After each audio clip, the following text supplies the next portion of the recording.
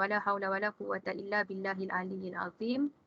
Allahumma salli ala sayyidina Muhammad salatan taj'aluna biha min ahlil ilmi zahiran wa batina wa tahsyuruna bi'ibadikas salihin fi dunyana wa ukhrana wa ala alihi wa sahbihi wa barik wasallam. Allahumma salli ala sayyidina Muhammad.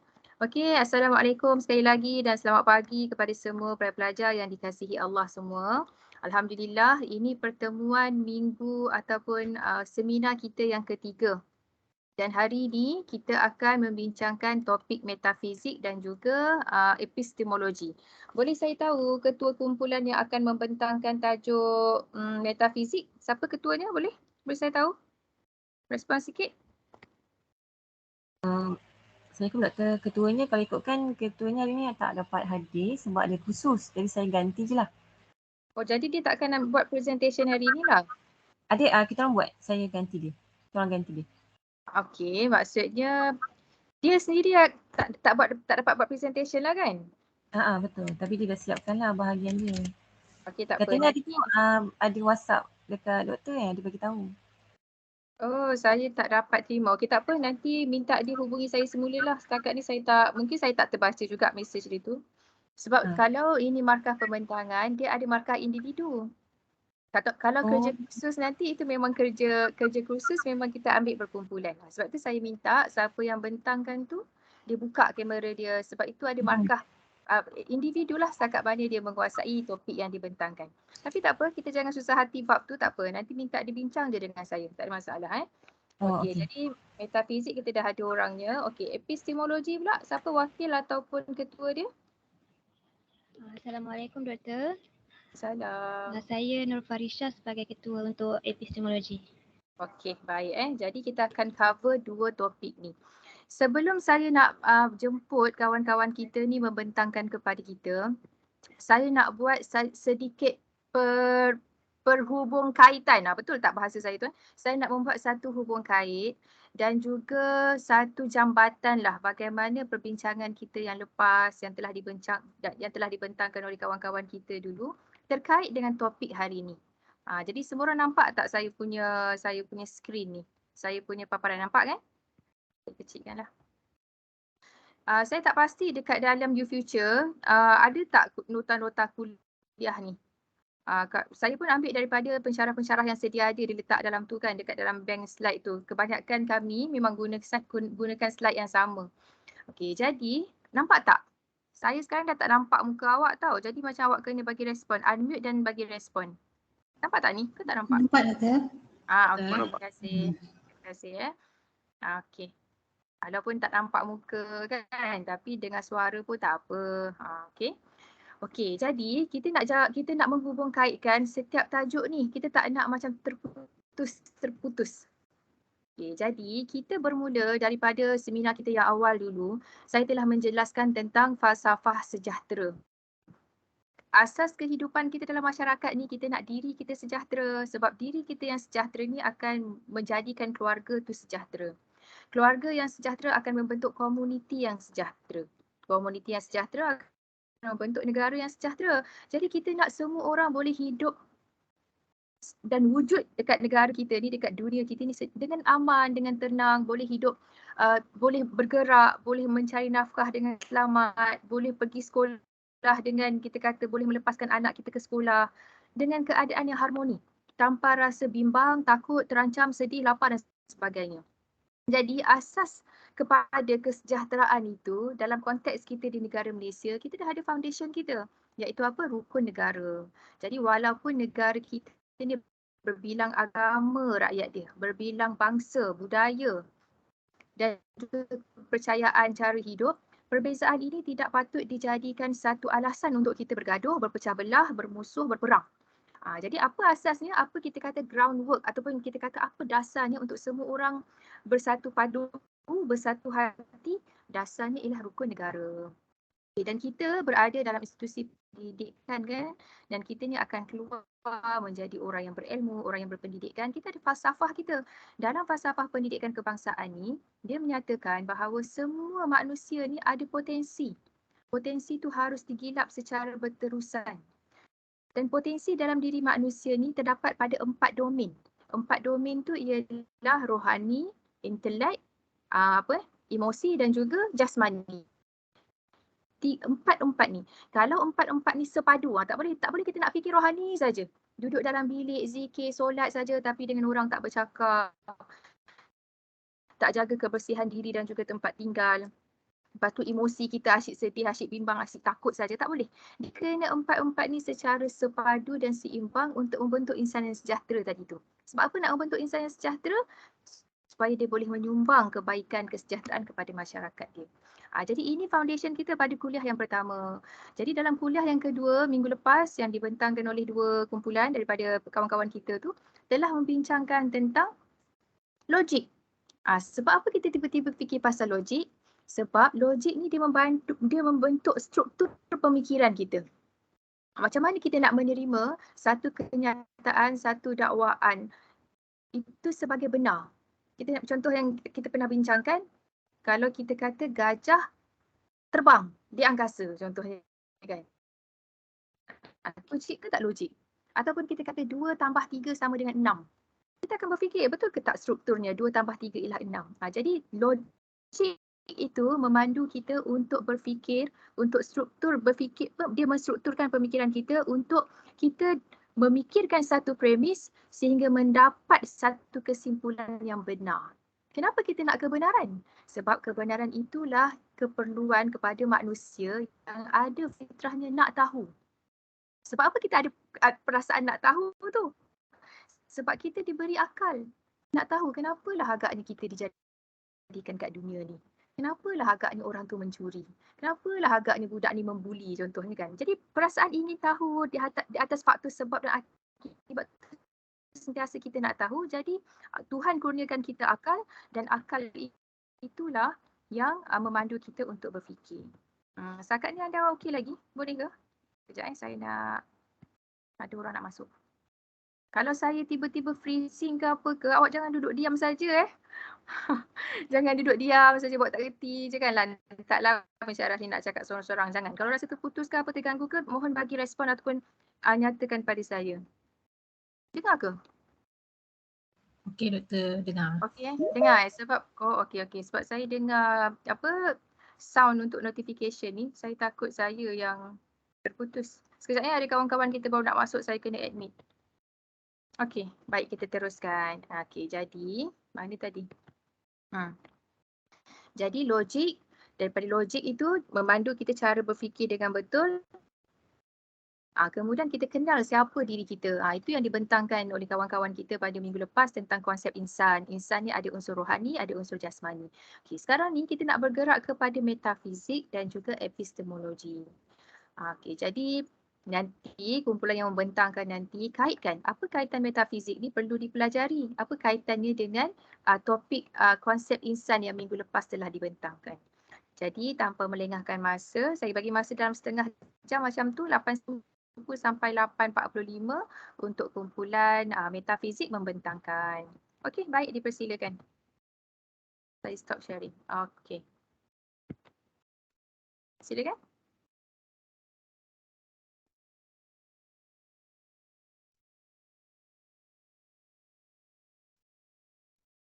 (8.45) kita berhenti, 8.45 sampai pukul 9 tu kita buka sikit pada soal jawab dan perbincangan untuk tajuk ni ya.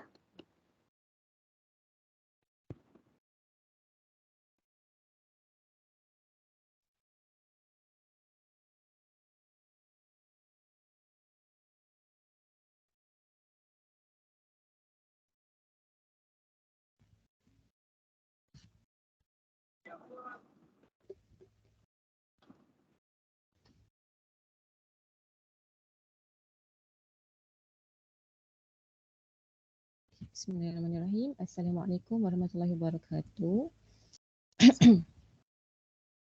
Okey, boleh nampak tak slide yang saya sharekan? Okey, okey dah nampak dah full.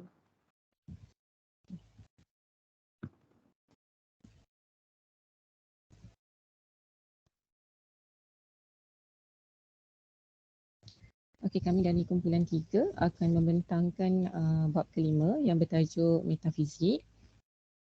Okey, saya untuk pembentangan yang untuk slide yang permulaan ini saya menggantikan sahabat saya lah, iaitu saudara Fadil yang tidak dapat hadir kerana berkursus wajib.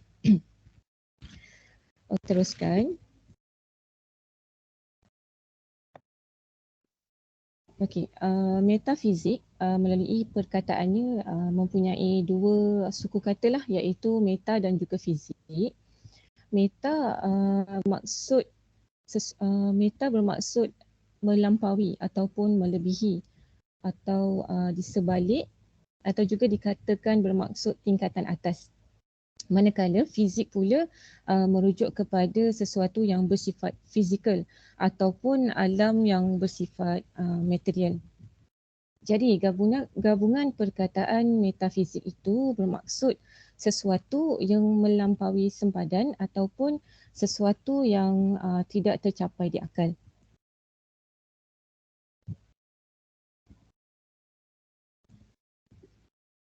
Okey, berikut adalah nama-nama lain yang juga merujuk kepada ilmu metafizik.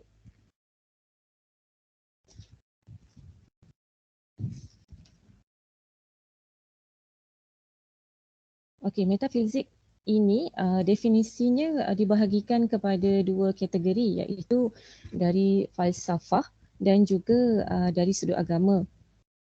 Dari sudut falsafah, dikatakan metafizik ini mengkaji fenomena alam di peringkat yang paling abstrak. Contohnya substance, matter dan juga form. Manakala dari sudut agama, metafizik ini mengkaji fenomena yang tidak boleh disahkan melalui deria tetapi boleh dipercayai ataupun difahami, iaitu seperti melalui wahyu atau mimpi. Sebagai contoh seperti kewujudan Tuhan, kewujudan syurga dan neraka dan juga seperti hidup selepas mati.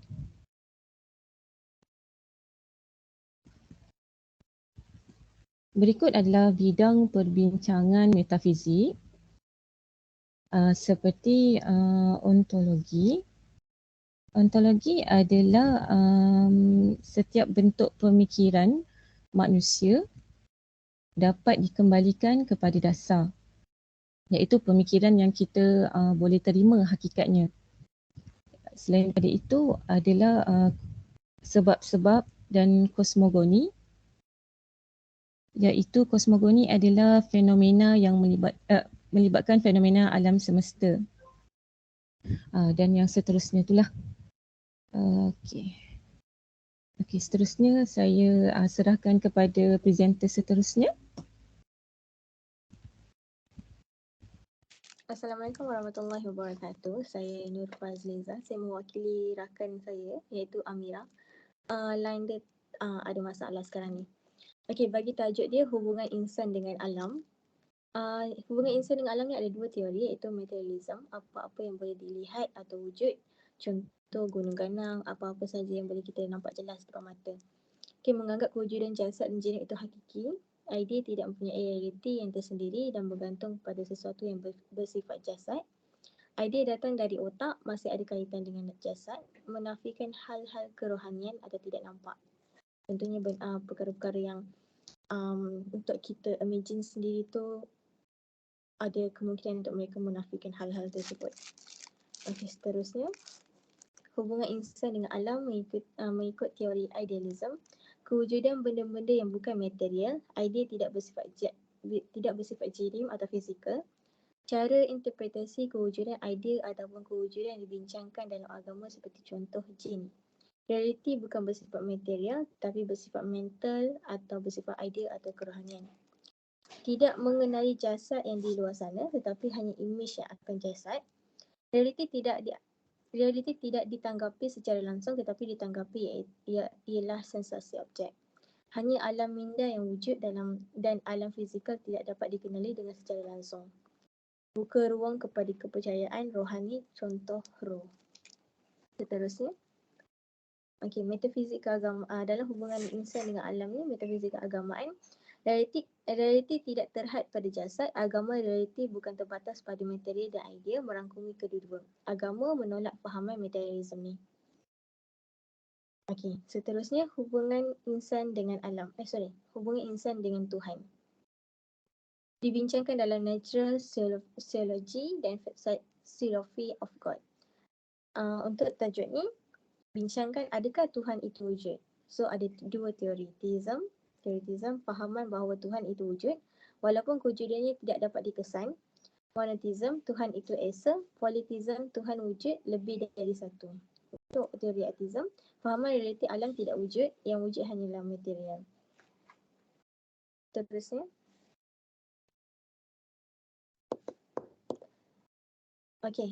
dalam hubungan insan dengan Tuhan ni ada tiga. Insan ialah hubungan horizontal insan. Insan ialah alam yang kecil, alam ialah insan yang besar. Ada tiga teori dalam ni. Mekanisme, alam dan manusia diandaikan seperti mesin dan makhluk ialah mekanik. Proses mental untuk menerangkan fenomena ialah seragam dari sudut kelakuannya. Determinism, tindakan manusia boleh diterangkan secara sebab musabab atau mengikut hukum yang ditetapkan. Dibahagikan kepada dua. Intrinsik, setiap kejadian berlaku disebabkan diri sendiri. Extrinsic, setiap kejadian berlaku disebabkan oleh faktor luaran di luar kawalan manusia. Realism, untuk yang ketiga, realism, alam wujud secara nyata dan objektif. Contoh, Darwinism, alam wujud secara sendiri. Awak mungkin boleh jelaskan sikit Fazliza daripada membaca saja slide. Mungkin boleh terangkan contoh-contoh kan? Silakan. Kejap patah balik ke belakang. Okey, untuk mekanisme ni alam dan manusia diandaikan seperti mesin dan makhluk ialah mekanik. Proses mental untuk menerangkan fenomena seragam dari sudut kelakuannya. Ini boleh dikatakan macam kita makhluk ni bekerja untuk dunia ni, betul tak doktor? Maksudnya alam dan manusia diandaikan seperti mesin dan makhluk ialah mekanik. Tak boleh tanya saya balik. Boleh, awaklah bentang, awaklah pakar dalam bab ni. Okey. Alam dan manusia diandaikan seperti mesin dan makhluk ialah mekanik. Maksudnya macam dunia ni dibentuk untuk manusia bekerja untuk menghidupkan dunia ni. Itu fahaman saya lah untuk mekanisme ni. Okey, untuk determinism, tindakan manusia boleh diterangkan secara sebab musabab atau mengikut hukum yang ditetapkan. Setiap kejadian berlaku disebabkan diri sendiri, setiap kejadian berlaku disebabkan oleh faktor luaran. Maksudnya, kepercayaan determinism ni sebabkan ada dua. Perkara tu kita sendiri buat, maksudnya apa-apa terjadi dekat alam ni, dunia ni disebabkan kita sendiri. Dan pendapat kedua adalah disebabkan faktor orang lain ataupun faktor-faktor lain yang membuatkan kita membuat keputusan macam tu ataupun kita jadi macam tu. Ada dua sebab. Satu, disebabkan diri kita sendiri yang membuatkan benda tu terjadi. Kedua adalah disebabkan faktor luaran yang membuatkan kita jadi macam tu ataupun terjadinya perkara tersebut kepada kita. Itu fahaman saya lah untuk yang determinism. Untuk realism, alam wujud secara nyata dan objektif. Maksudnya alam tu wujud secara kita boleh, macam mana saya nak terangkan ni, alam wujud secara nyata dan objektif ni. Okey, contoh alam wujud secara sendiri. Kiranya tiada siapa yang membuatnya, tiada siapa yang membentukkannya, yang menghasilkannya. Mereka tak ada kepercayaan terhadap tu. Mereka percaya yang benda ni adanya sendiri. Alam ni adanya sendiri. Tanpa siapa yang membuat, siapa yang mencipta dan sebagainya. Okey, seterusnya. Okey, tak apa, teruskan dulu. Saya takut nanti saya sembang nanti terlebih masa kan. Okey, dengar dulu. Tapi yang penting saya tak nak macam Fazilah baca saja. Laju baca part macam tu tak nak. Kalau boleh bentangkan. Tak kisahlah apa yang Fazilah faham tu mungkin tersilap ke. Yang penting saya nak ada dengar penghuraian. Okey, silakan. Okey. Alright, sistem-sistem metafizik, scientism, ideologi materialistik yang menyamakan seluruh realiti dengan material, anti-metafizik. Untuk agnotism, fahaman bahawa manusia tidak boleh mengetahuinya adanya Tuhan ataupun tidak. Fahaman manusia terhadap Tuhan beza dengan ateism. Ateism nafi Tuhan. Agnotism tidak mampu memahami Tuhan. Okey. Untuk scientism ni, ideologi materialistik yang menyamakan seluruh realiti dengan material. Maksudnya apa-apa sahaja yang berlaku dia menyamakan dengan sesuatu yang apa-apa sahaja yang berlaku untuk apa-apa sahaja berlaku sebenarnya realiti yang terjadi dia menyamakan dengan apa yang macam mana saya nak terangkan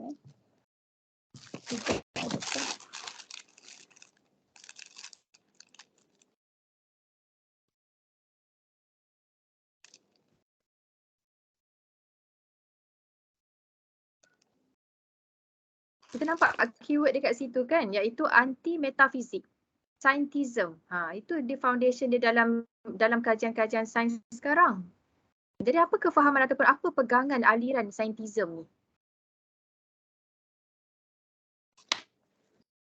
Rakan-rakan lain tolong bantu kalau macam Fazliza dah stuck. Berapa orang ni dalam kumpulan ni? Ada 4 doktor tapi 2 ada. 2 tak dapat.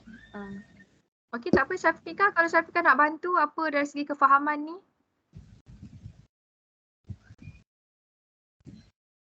Maknanya scientism ni ialah ideologi materialistik. Maksudnya semua perkara yang wujud mesti bersifat matter, mesti bersifat material. Betul. Jadi alam ini, okey sila sambung. Sambung Syafiqah. Jadi apa yang sefahaman saya tu, maksudnya semua tu mesti logik dan berdasarkan sains.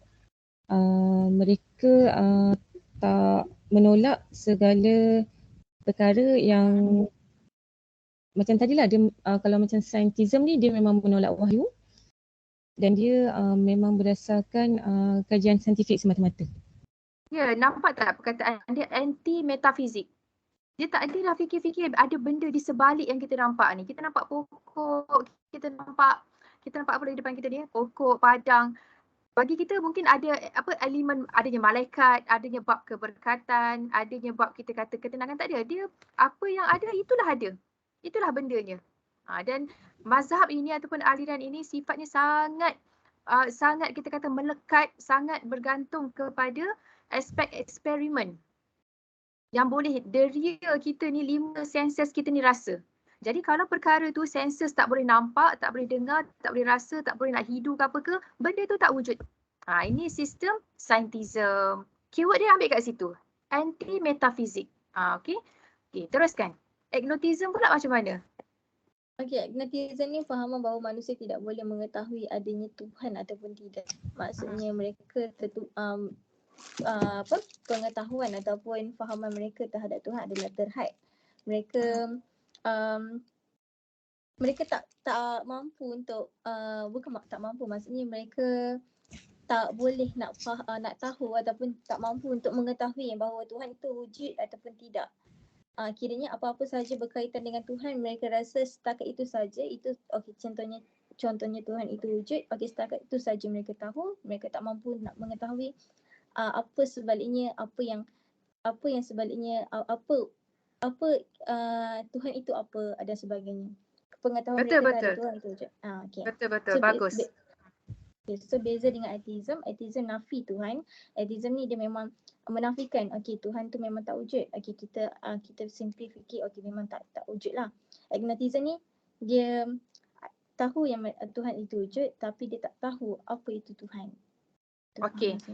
Atheism tu ialah memang macam Fazliza cakap tadi tu, dia nafikan Tuhan. Sekejap, sebelum tu dapat tahu, faham tak kenapa tiba-tiba kita bincang pasal benda ni? Faham tak kenapa tiba-tiba dia cakap sistem metafizik dalam hubungan manusia dengan alam, sistem metafizik dalam hubungan manusia dengan Tuhan, macam tiba-tibanya timbul persoalan ni. Cuba Syafiqah dengan Fazliza terangkan kepada kawan-kawan. Kenapa tiba-tiba datang pula izm-izm yang pelbagai ini? Apa foundation, soalan apa yang mereka cuba jawab? Apa dia?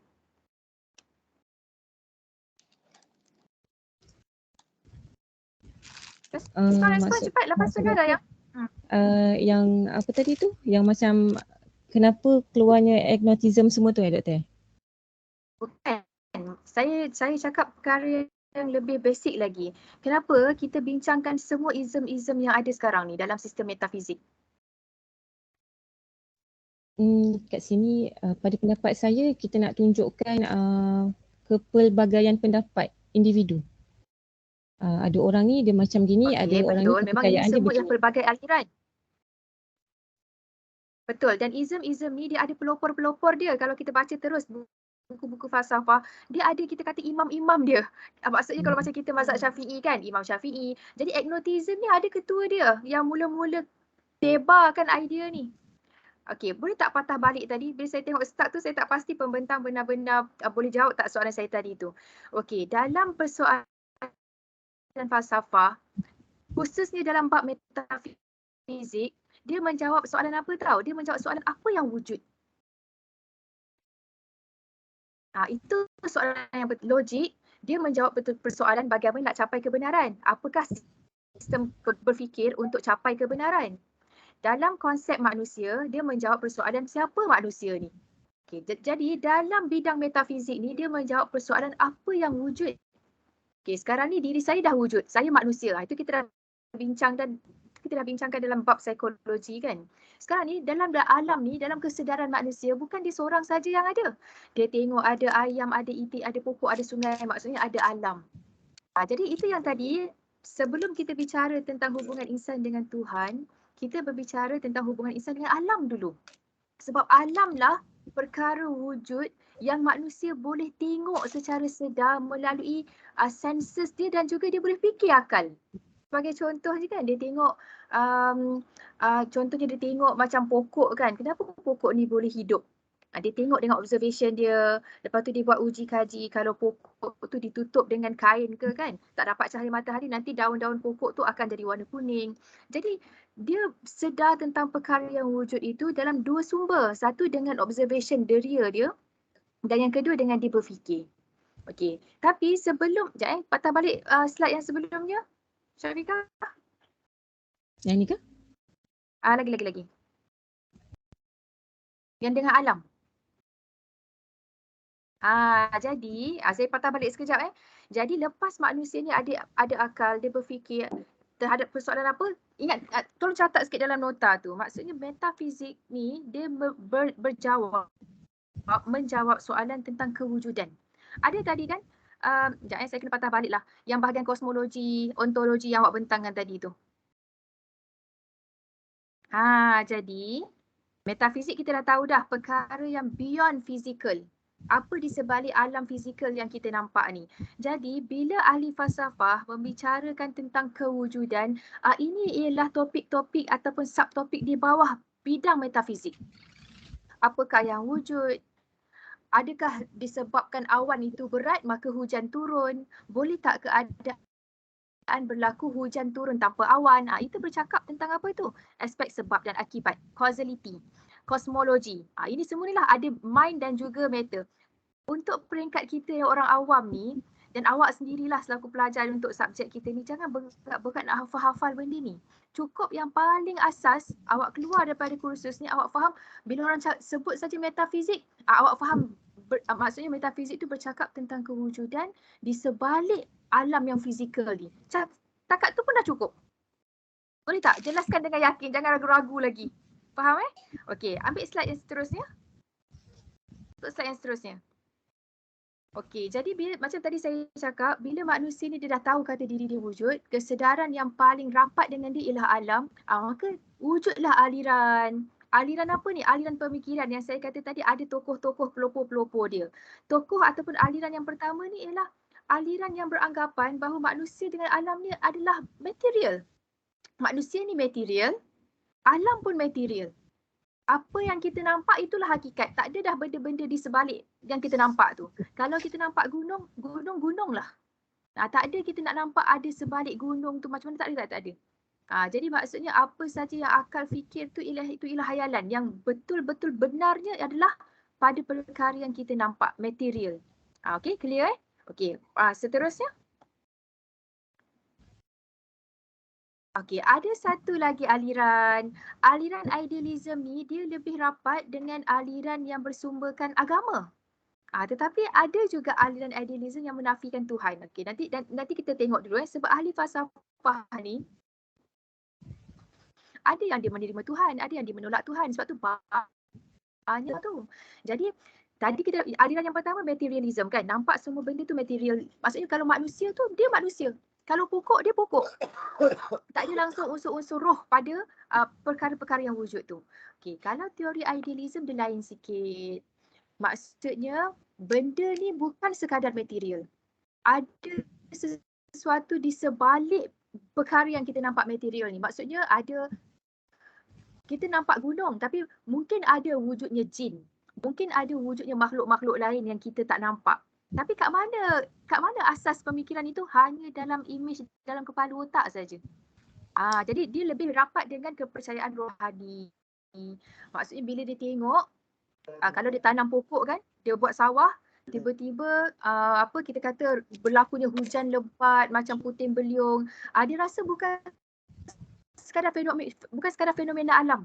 Dia merasakan ada lagi di sebalik fenomena alam tu. Maka dia buatlah kesimpulan bahawa Tuhan marah, dia nakkan apa-apa yang manusia tak terpenuh, macam tu. Jadi itu ialah tentang apa yang manusia faham tentang kewujudan alam ni. Ada dua aliran iaitu materialism dan juga idealism. Kawan-kawan yang dengar yang lain ni ada soalan tak? Kalau ada nak tanya. Ni saya bagi kat awak ni yang paling basic yang mesti awak bezakan. Kalau sebut saja idealism, dah faham dah. Ini ialah aliran yang menolak pernyataan mengatakan bahawa alam ni sekadar material. Ada sesuatu beyond material ni. Clear tak Fazliza dan juga Syafiqah? Dan juga kawan-kawan yang lain. Clear kan? Okey. Lepas tu, bila bercakap tentang terima kasih terima kasih respon. Okey, bila bercakap tentang alam, maka sampailah pula kepada persoalannya. Manusia ni kan sifat dia suka berfikir, maka dia pun tanya, alam ni ada Tuhan tak? Jadi timbullah pula hubungan insan dengan Tuhan. Jadi Tuhan ni kita tak nampak, tapi boleh tak keadaan alam ni wujud tanpa Tuhan? Maka wujud pula satu bidang persoalan yang lain, bagaimana bentuk hubungan insan dengan Tuhan. Okey, buka tadi. Ini bahagian Fazliza bentang tadi. Buka lagi slide yang seterusnya. Lagi. Yang dengan Tuhan. Jadi hubungan dengan alam tadi tu dia bersifat horizontal. Betul tak? Horizontal lah maksudnya bersifat macam melintang ataupun mendatar macam ni. Tapi kalau hubungan dengan Tuhan dia bersifat vertikal. Jadi dalam hubungan ni hubungan horizontal insan okey. Jadi dalam keadaan dalam bab hubungan insan dengan Tuhan ni adalah patut balik. Patut balik yang tadi 3 tadi tu, mekanisme. Jadi bagaimana manusia ni melihat alam. Jadi aliran yang pertama ialah mekanisme. Macam mana Fazliza awak cakap tadi mekanisme ni macam mana? Slide mekanisme.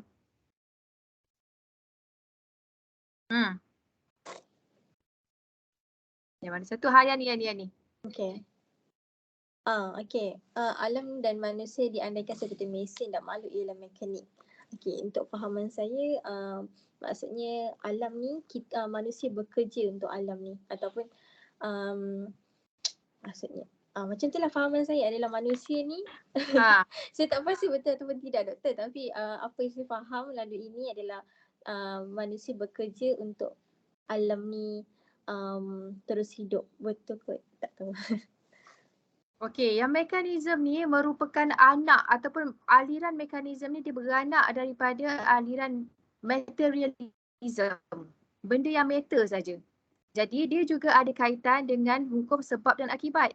Jadi Tuhan ada ke tak ada? Okeylah, mungkin Tuhan ada. Mungkin ada di kalangan mekanisme ni yang percaya Tuhan pun tak ada. Tapi apa yang dipercaya ialah kalau manusia dan alam ni wujud, kalaupun Tuhan ada, Tuhan membiarkan manusia dan alam ini berlaku macam bentuk mesin. Macam kita tengok jam kita kan.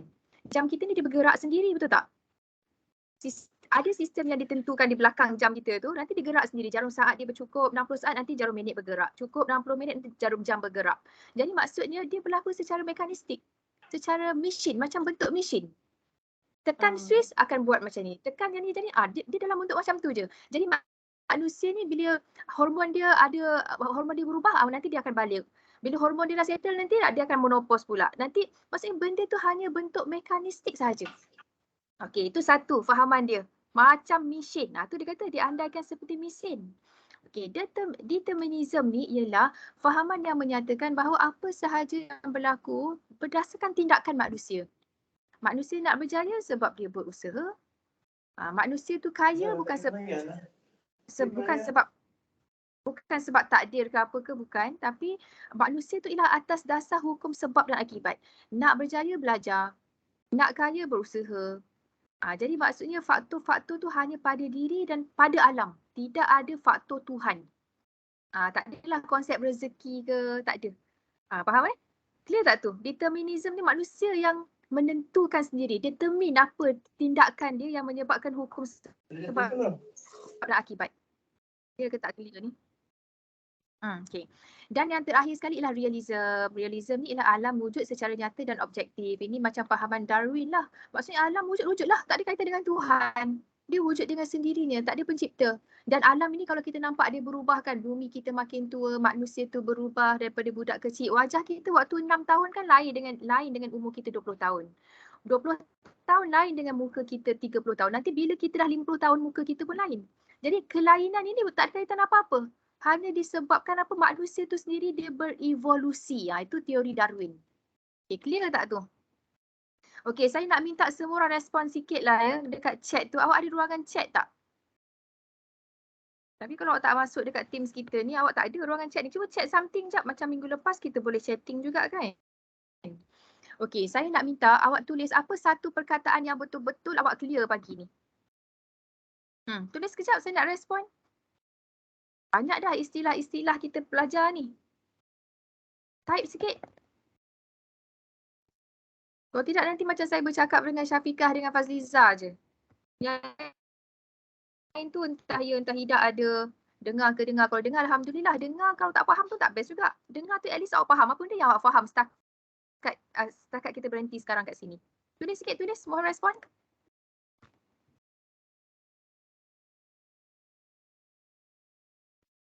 Fazliza dengan Syafiqah sendiri pun boleh tulis. Apa satu topik yang maksudnya okey, satu istilah ni saya dah clear.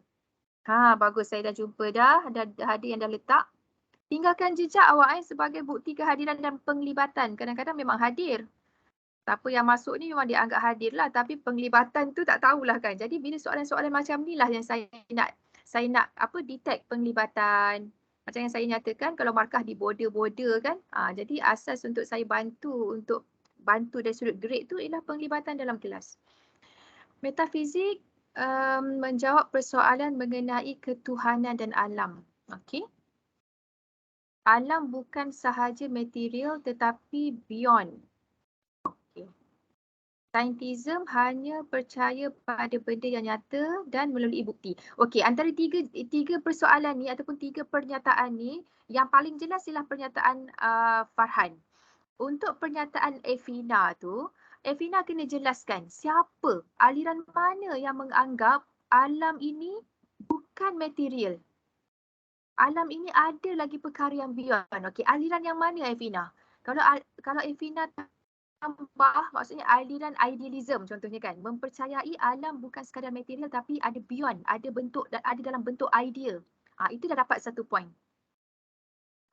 Jadi Evina, pernyataan yang Evina tulis ni ialah berkaitan dengan idealism. Okey, Ain pula metafizik menjawab persoalan mengenai okey, saya betulkan sikit Ain dan Rashid metafizik menjawab persoalan kewujudan Tuhan dan alam. Jadi bila nak menjawab tentang kewujudan Tuhan dan alam itu yang banyak-banyak aliran ni. Aliran mekanisme lah, determinism lah. Jadi menjawab kewujudan. Keyword metafizik ni ialah apa yang wujud. Itu dia. Okey, bagus Ain Okey, Teresa pula. Atheism ialah kepercayaan yang menafikan kewujudan Tuhan. Betul. Jadi kalau kita tanya kepada orang atheist, alam ni wujud tak? Wujud.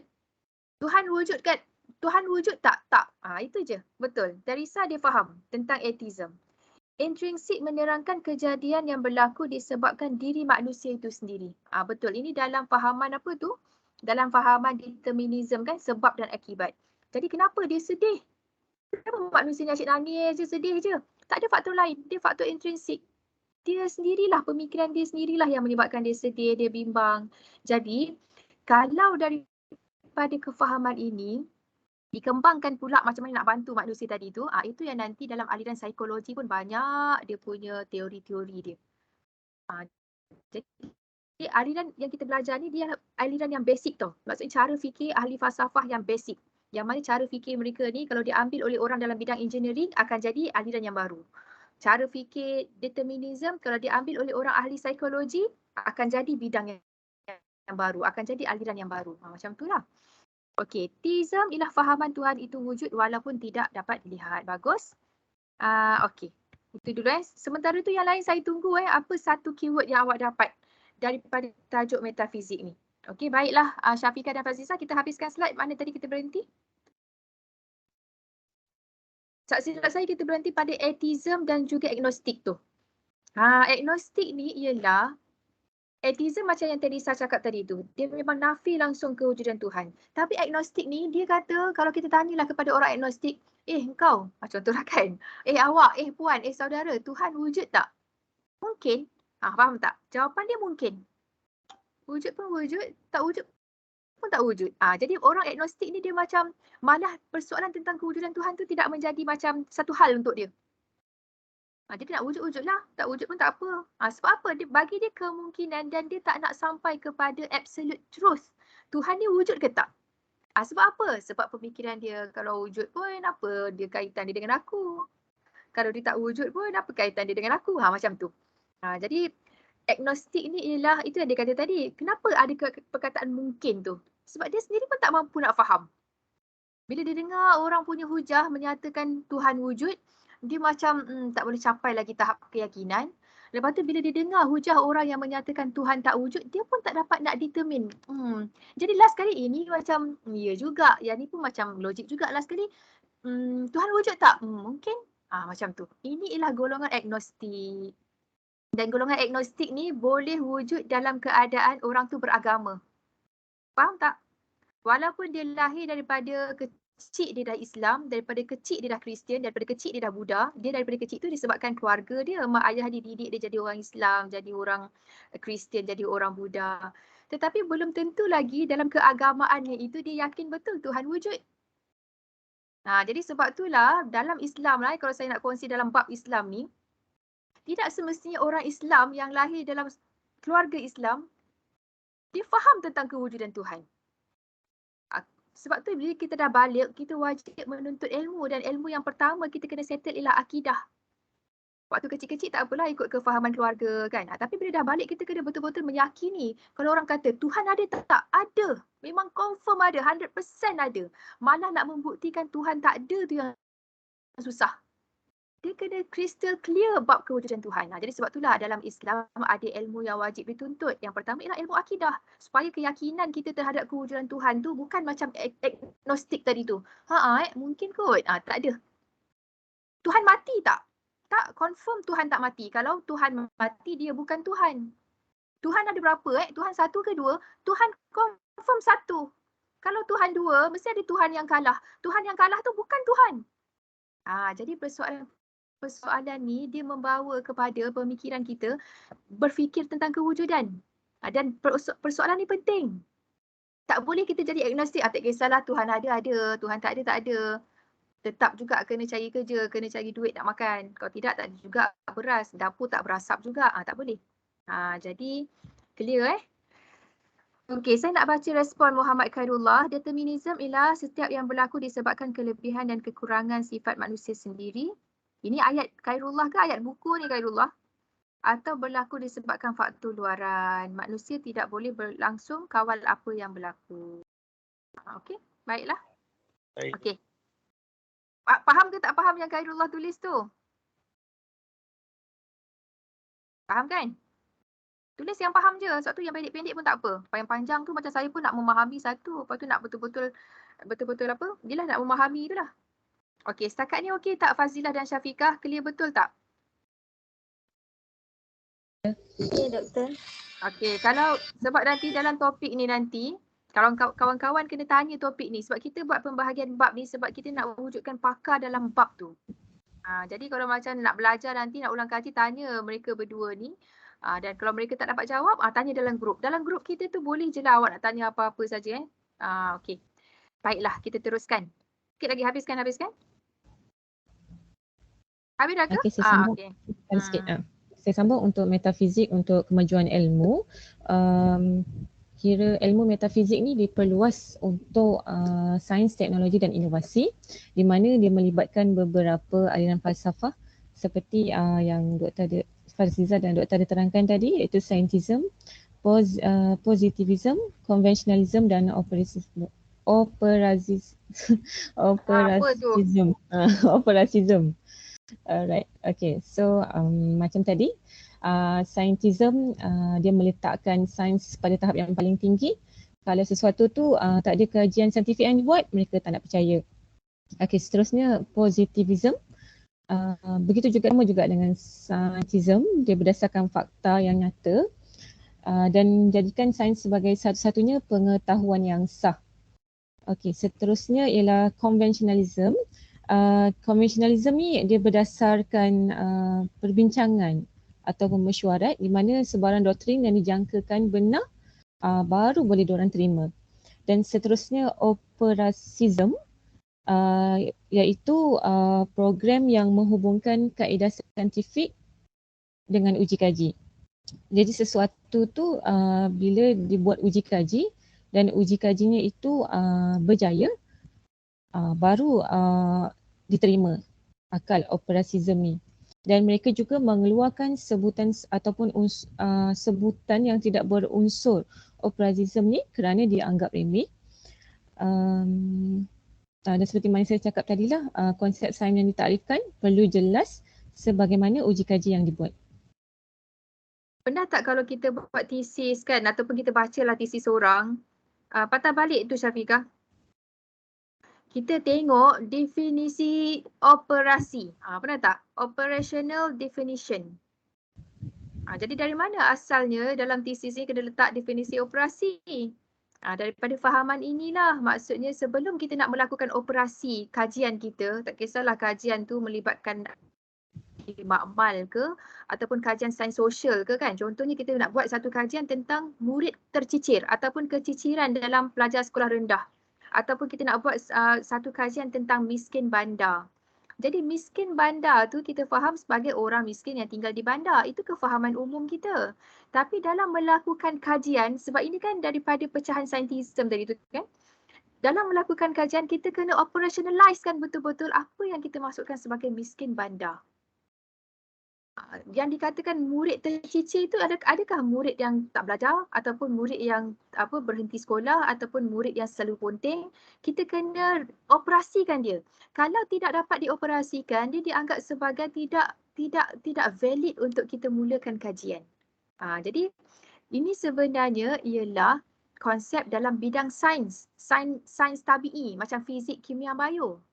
Tapi bila ahli falsafah nak mengkaji sains sosial kan, nak mengkaji kemiskinan, faktor rasuah contohnya, nak mengkaji tentang buli.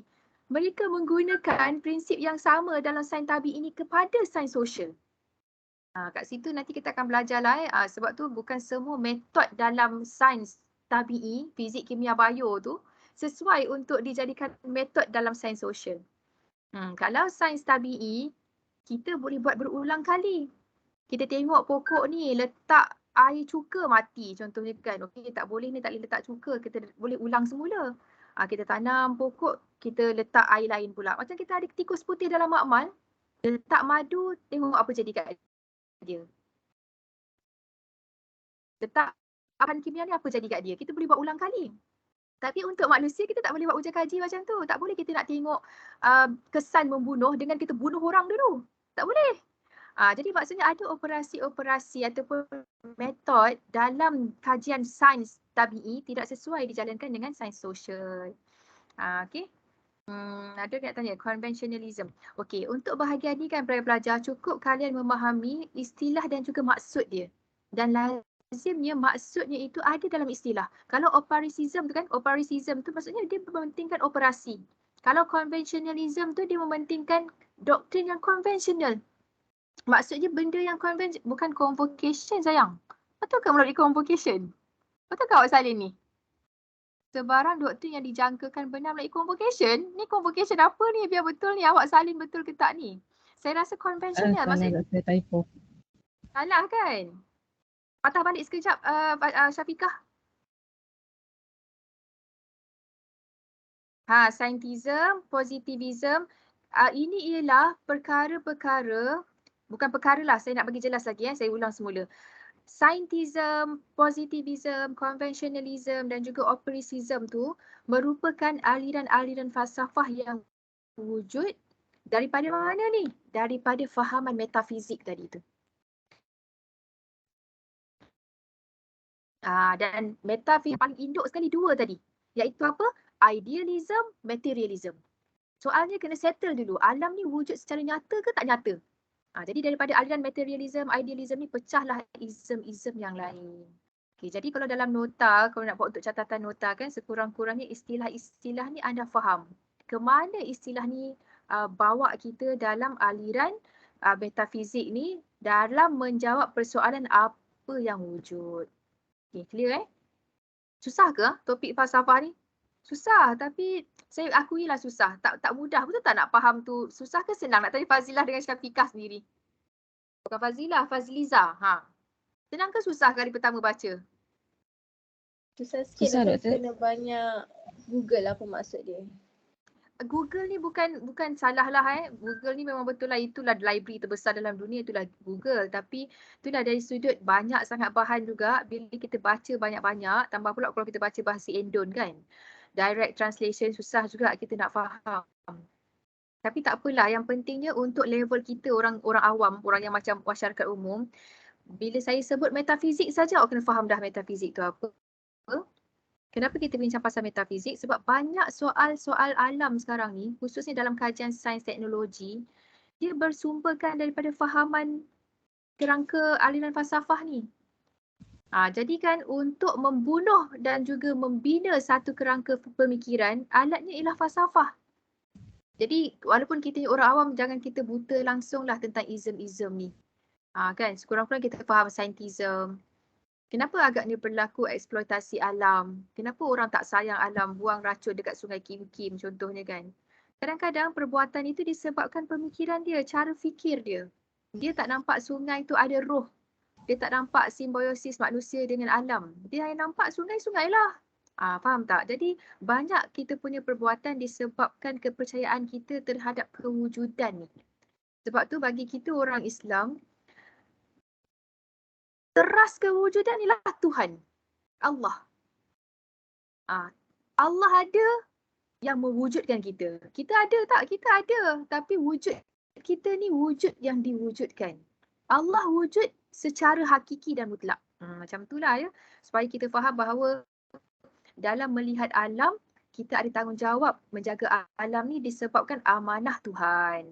Sebab sungai, alam, pokok semua tu tidak akan wujud kalau tidak dijadikan.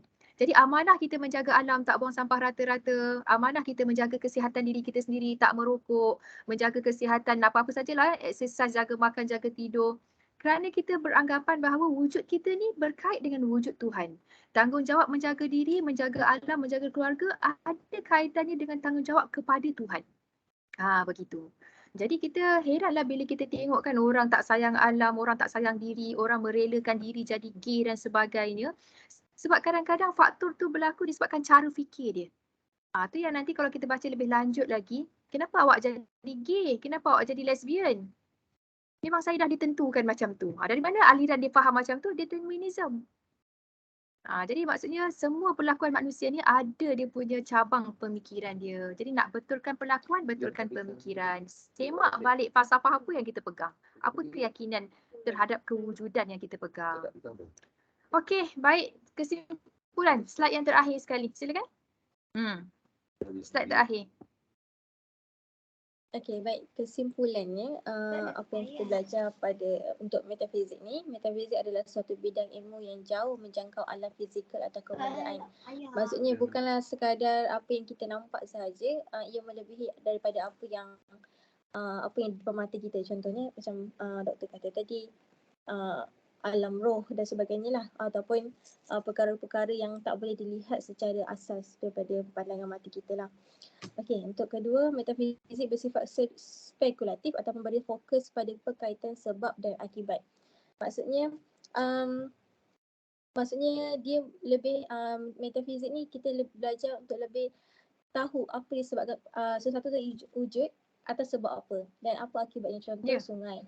Contohnya sungai. Okey, macam doktor cakap tadi, apa sebab sungai tu diwujudkan dan apa akibat jika kita tak menjaga sungai. Kiranya kita berfikir beyond the, bukan setakat kita nampak sungai tu ada, okey kita faham, okey let them be, biar sungai tu ada. Tapi kita kena tahu apa, kenapa wujudnya sungai tu.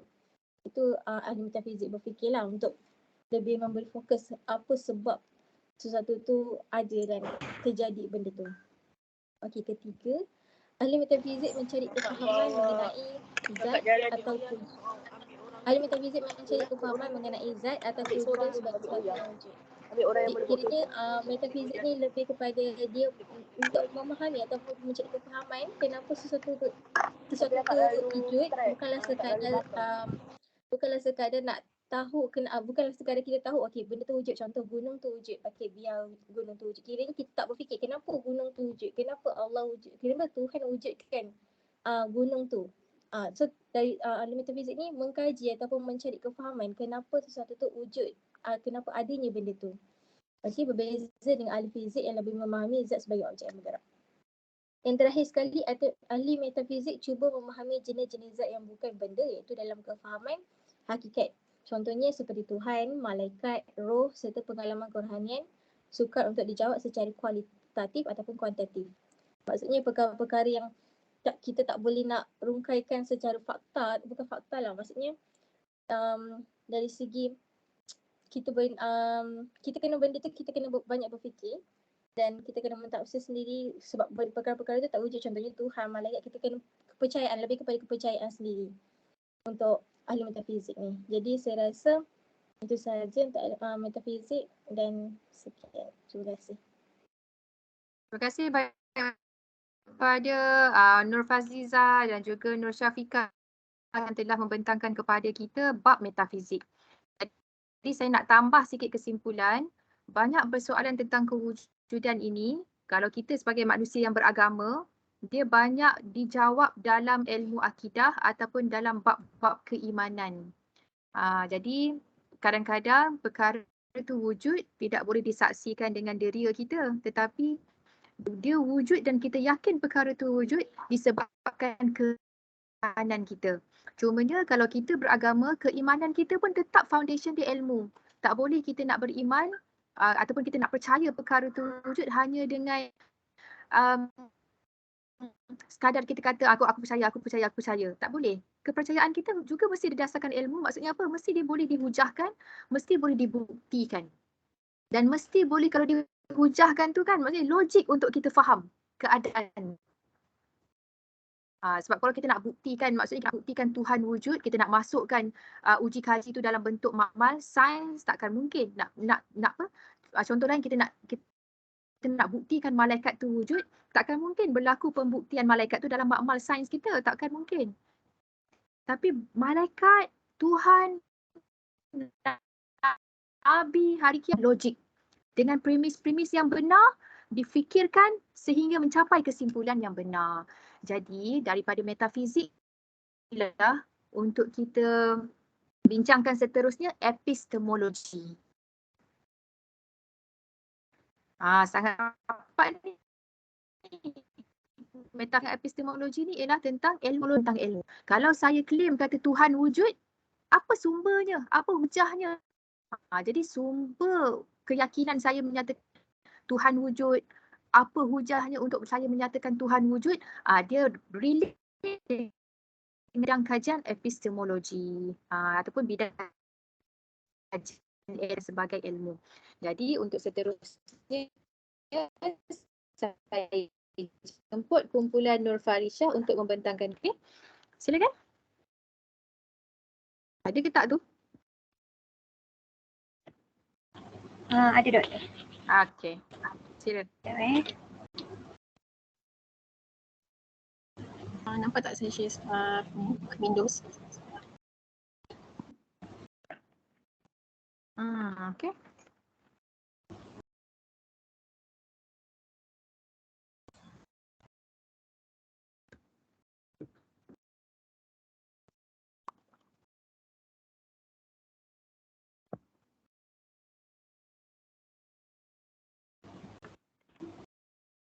Nama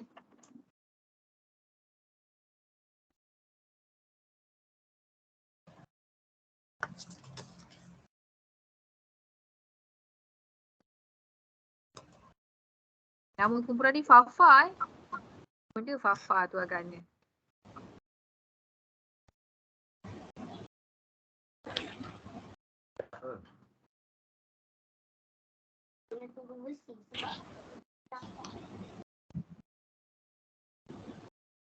Okey, boleh dengar suara saya tak? Okey, boleh dengar. Teruskan. Okey, saya mulakan. Assalamualaikum warahmatullahi wabarakatuh dan selamat sejahtera kepada Dr. Mahfuzah binti Muhammad Zahidi dan rakan kelas yang lain. Okey, saya Nur Farisha bersama rakan kumpulan saya Nur Evina, Teresa Abi dan juga Nur Atika akan membincangkan tentang topik 6 iaitu epistemologi.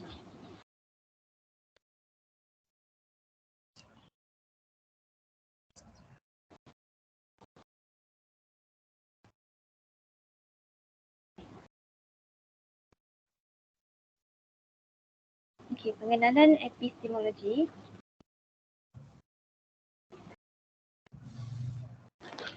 Okey, epistemologi ini merupakan satu cabang utama falsafah selain antologi dan aksiologi. Bidang ini memainkan peranan yang penting dalam falsafah kerana matlamat terakhirnya adalah untuk mencapai ilmu dan kebenaran dengan yakin. Okay, sebelum abad ke-17, perbincangan ilmu dalam bentuk teori dan pengujahan akal. Pendekatan aliran rasionalisme mengutamakan pemikiran adalah sangat dominan di mana setiap ahli falsafah mengutamakan pandangan tentang kewujudan alam dengan hujah rasionalisme semata-mata. Selepas abad ke-17, pendekatan aliran imperialisme timbul membuktikan sebarang teori dan dakwaan secara empirikal. Okey, secara asasnya kedua-dua kaedah ini diterima oleh ahli falsafah Islam dalam usaha untuk mendapat ilmu, kebenaran dan keyakinan. Okey, kemudian ahli falsafah barat menggunakan dua kaedah ini untuk mengetahui hakikat atau kebenaran sesuatu perkara atau mengesahkan sesuatu dakwaan boleh dipercayai ataupun tidak. So basically perbezaan pendekatan ahli falsafah Islam dan Barat berpunca daripada perbezaan sikap terhadap Tuhan, wahyu dan juga agama. Dalam bab epistemologi ini kita akan membincangkan tentang aliran utama epistemologi Barat, perbezaannya dengan epistemologi Islam, teori kebenaran dan kegunaan epistemologi dalam kehidupan. Untuk pembelajaran seterusnya pada Nur Evina. Okey, baik, terima kasih Farisha. Boleh dengar suara saya ke? Boleh dengar suara saya ke semua? Ya, boleh. Teruskan. Okey. Okey, saya akan membantahkan tajuk dalam epistemologi yang pertama iaitu perkembangan epistemologi dan kesan dalam kehidupan. Jadi dari definisi epistemologi, ia datang dari bahasa Inggeris iaitu epistemology dan dari bahasa Yunani iaitu episteme yang bermaksud pengetahuan dan logos iaitu ilmu, kajian, teori atau perbincangan yang sistematik. Dalam bahasa Arab pula dipanggil alim yang bermaksud berilmu iaitu salah satu sifat Allah Subhanahu Wa Taala. Jadi epistemologi ini dia adalah satu teori ilmu pengetahuan ataupun teori sains yang membincangkan sifat dan tabiat ilmu itu serta mencari ilmu yang benar ataupun dan persidur ilmu. Persidur ilmu itu ialah apa yang dianggap ilmu tapi sebenarnya dia bukannya ilmu. Seterusnya dari sudut terminologi, dari Oxford Dictionary of Sociology mengatakan the philosophical theory of knowledge on how we know and what we know. Yang bermaksud katakan teori falsafah tentang pengetahuan tentang apa yang bagaimana kita tahu dan apa yang kita tahu. Jadi epistemologi ini adalah satu kajian bagaimana sesuatu pengetahuan itu diperolehi oleh seseorang individu. Jadi epistemologi ini ialah ilmu yang membincangkan berkenaan dengan permasalahan hakikat ilmu, pengetahuan dari segi kebenarannya dan kepastian pengetahuan itu serta hakikat, kehendak dan kebebasan manusia itu dalam ilmu pengetahuan yang dia ada. Jadi ia adalah satu disiplin ilmu yang bersifat menilai, menentukan standard, menguji dan membahaskan keabsahan pengetahuan itu.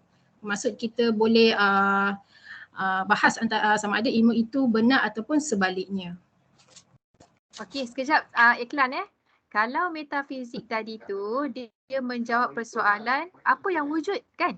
Jadi kalau Betul. epistemologi ni apa soalan dia? Apa soalan yang berkaitan dengan epistemologi inilah bagaimana kita memperoleh ilmu itu dan kita cari makna sama ada ilmu itu benar ataupun sebaliknya untuk kita mengurus cara kita berfikir. Dia mesti dalam bentuk soalan lah Fina, tapi jawapan awak tu betul lah. Maksudnya soalan dia ialah macam mana awak tahu? Betul ke? Maksudnya macam mana kau yakin sangat ni? Itu ialah soalan epistemologi. Sebab tu tadi ada perkataan bagus saya dengar perkataan pseudo ilmu ataupun pseudo science. Pseudo apa tadi awak cakap? Pseudo science maksudnya sesuatu yang pseudo ilmu. Pseudo ilmu, sesuatu yang dianggapkan ilmu tapi sebenarnya dia topeng saja, dia bukan ilmu pun. Jadi kita kena define betul-betul ilmu tu apa, pseudo ilmu tu apa. Ni permulaan yang bagus. Okey, teruskan. Okay, inilah yang tadi doktor kata antara persoalan-persoalan yang dibahaskan dalam epistemologi itu, apa itu ilmu yang tadi, kriteria dan sifat ilmu tu, syarat-syarat ilmu yang sahih, apakah kebenaran dalam suatu ilmu, sumber-sumbernya dan macam mana manusia tu boleh tahu, boleh kuasai ilmu yang dia ada dan sebagainya. Okay. Dari definisi ilmu itu, dia berasal dari perkataan alimah iaitu bahasa Arab yang bermaksud mengetahui atau perbuatan yang bertujuan mengetahui sesuatu kebenaran. Jadi dari Kamus Dewan pula dia didefinisikan sebagai pengetahuan dalam perkara dunia, akhirat, zahir, batin dan lain-lainnya. Okay, dari segi terminologinya, ia memberi erti tentang segala pengetahuan atau kebenaran tentang sesuatu yang datang dari Allah SWT yang diturunkan kepada rasul-rasulnya dan alam ciptaannya, iaitu yang kita tahu wahyu. Jadi secara umum, ilmu didefinisikan sebagai pengetahuan atau kepandaian mengenai sesuatu bidang yang disusun bersistem menurut kaedah dan metod tertentu yang dapat digunakan untuk menerangkan yang berkait dengan ilmu bidang itu. Okay, jadi dalam ilmu ini terdapat konsep atau ciri-ciri sesuatu perkara yang kita tahu itu dianggap sebagai ilmu. Menurut ilmu falsafah yang dikatakan kepercayaan yang berasas mengenai sesuatu yang benar iaitu justified through belief. Jadi ciri yang pertama iaitu percaya akan sesuatu ilmu itu. Saya bagi contoh seperti kita percaya kepada ilmu sains. Salah satunya teori atom itu sendiri. Jadi kita percaya bahawa ilmu sains itu ada tentang teori atom. Ciri keduanya pula ialah kebenaran ataupun kita kata tepat. Jadi apa yang dipercayai perlulah ada kebenarannya. Seperti contoh tadi, setiap zarah kecil atom itu dia sentiasa bergerak. Jadi dari statement ini kita boleh kata teori itu adalah ada kebenaran dia. Jadi ciri yang ketiga iaitu justifikasi. Ia adalah kepercayaan tentang kebenaran sesuatu yang mempunyai asas dan justifikasi. Bermaksud apa yang tadi kita percaya akan kebenarannya perlulah ada hujah dan bukti. Seperti contoh tadi teori atom, dia ada bukti daripada pembuktian saintis-saintis yang mengadakan eksperimen dan pemerhatian kepada teori atom ini, yang atom ini ada bukti dia bergerak. Jadi 3 syarat ini perlu ada untuk kita kata sesuatu pengetahuan yang kita ambil itu dianggap sebagai ilmu. Jika tiada salah satu ciri ini, maka sesuatu perkara yang kita tahu itu tidak dianggap ilmu. Jadi saya akan masuk pula pada tajuk. Sekejap. Okey, sekejap Fina, patah balik yang tadi tu. Okey, ini. Okey. Jadi bila kita bercakap tentang ilmu, ingat betul-betul perkataan JTB ni. justified true belief ataupun kepercayaan yang benar dan boleh dibuktikan. Jadi maksudnya dia kena ada macam ni. Sebagai contoh lah persoalan dia ialah tentang Tuhan wujud tak? Kan kita kata. Yang pertama saya percayalah Tuhan wujud. Sebab bila kita dah percaya satu perkara, kita mesti pastikan perkara yang kita percaya tu benar. Tak nak kita percaya hanya disebabkan kita nak percaya ataupun disebabkan orang doktrin dekat kita. Jadi selepas kita nak percaya, kita mesti tahu benda yang kita percaya itu benar dan tak boleh kita nak claim benda itu benar saja berdasarkan kita punya perkataan saja. Dia mesti dibuktikan, mesti dihujahkan. Macam itulah. Jadi kalau tak cukup tiga perkara ni, kita tak anggap dia sebagai ilmu. Boleh jadi dia sekadar sudut ilmu saja. Macam itulah ya. Jadi 3 syarat ni paling asas untuk kita menentukan perkara tu valid tak untuk kita yakini, kita yakin dia sebagai perkara yang ilmu kita kata. Begitu. Baik, teruskan Evina. Terima kasih Doktor. Okey, tajuk seterusnya iaitu aliran-aliran dalam teori epistemologi barat. Okey, yang pertama iaitu aliran empirisisme. Dia dipelopori oleh ahli falsafah British John Locke dan ahli falsafah Scotland David Hume. Dia berasal dari bahasa Yunani yang bermaksud empirikos iaitu pengalaman. Jadi aliran ini dia membawa asas panca indera itu sebagai segala ilmu. Dia menekankan kepada peranan pengalaman, terutama pengalaman yang berasaskan daripada pemerhatian menerusi 5 panca indera dalam pembinaan idea ini. Jadi maknanya aliran ini hanya percaya pada perkara yang boleh dibuktikan, yang dilihat sahaja. Jadi dia akan menolak segala kewujudan idea dalaman atau naluri serta menolak falsafah rasionalisme yang bersumberkan akal. Jadi kelemahan aliran ini dia adalah satu objek yang menipu dan indera yang terbatas dan menipu, seperti yang Dr. share tadi berkenaan macam logik ke gajah tu boleh terbang. Jadi itu adalah satu kelemahan yang aliran ini ada jika membawa sumber panca indera sebagai asas bagi segala ilmu sahaja. Okey, bagus. Saya suka awak punya struktur macam ni. Maksudnya aliran empiricism ada sejarah dia, ada tokoh-tokoh ataupun kita kata pelopor-pelopor dia, lepas tu apa definisi dia. Jadi empiricism ni macam yang dibentangkan oleh Evina tadi ialah sumber ilmunya berdasarkan pengalaman. Kalau manusia tak boleh alami, kita kata benda tu mesti boleh dialami. Mesti berdasarkan senses kita. Tapi dia ada kelemahan. Imam Al-Ghazali kata, kalau manusia tengok matahari kan, nampak matahari tu kecil saja. Kita tengok bulan, kita nampak bulan tu kecil saja kalau berdasarkan cerapan mata kita. Tapi sebenarnya matahari tu jauh lebih besar daripada kita. Jadi maksudnya kalau kita sekadar nak tahu apa hakikat matahari itu, tak cukup kalau sekadar kita pakai kita punya deria saja sebab dia tak tepat. Sebab deria kita ni pun ada kelemahan dia, ada terbatas dia. Maksudnya dia boleh macam tersalah maksud dia. Begitulah ya. Okey, bagus. Ini aliran yang pertama. Okey, seterusnya. Seterusnya aliran kedua iaitu aliran rasionalisme, dipelopori ahli falsafah pada abad ke-17 dan 18 seperti René Descartes, ahli matematik falsafah Perancis. Aliran ini dia menekankan kemampuan akal atau autoriti akal fikiran untuk memperolehi ilmu dan mencari kebenaran. Kerana bagi dia sumber akalnya dia bersifat fitrah. Di mana idea mengenai kebenaran dikatakan sudah ada pada diri secara a priori tanpa perlu melalui pengetahuan dan pengalaman. Jadi aliran ini dia menganggap bahawa bila seseorang itu lahir dia sudah ada ilmu pengetahuan melalui sumber akal dia sendiri. Jadi kelebihan aliran ini dia mampu menyusun sistem-sistem kefalsafahan terutama ilmu logik dan matematik yang lahir dari sejak zaman Aristotle. Dan kelemahan aliran ini dia mementingkan subjek daripada objek dan menyingkap melalui cubanya untuk memahami objek sesuatu di luar kesanggupan rationality. Jadi perkara yang luar daripada logik, daripada fikiran logik akan mereka akan menolak idea tersebut. Okey, bagus. Maksudnya, sebelum tu Evina, apa maksudnya a priori? A priori? Ada perkataan kat situ kan? Dalam falsafah epistemologi ada dua bahagian. Satu a priori dan satu lagi a posteriori. Maksudnya dia berasal dari perkataan prior dan juga poster ataupun post. Kita kata selepas. Bermaksud yang saya faham dia ada, maksudnya bila seorang itu mempunyai akal, jadi dia mempunyai sumber akal itu mampu memberi ilmu pengetahuan. Betul, maksudnya sebelum kita akan uji kaji, sebelum kita melakukan apa saja eksperimen, manusia itu sendiri dah ada kapasiti untuk berfikir mencapai kebenaran.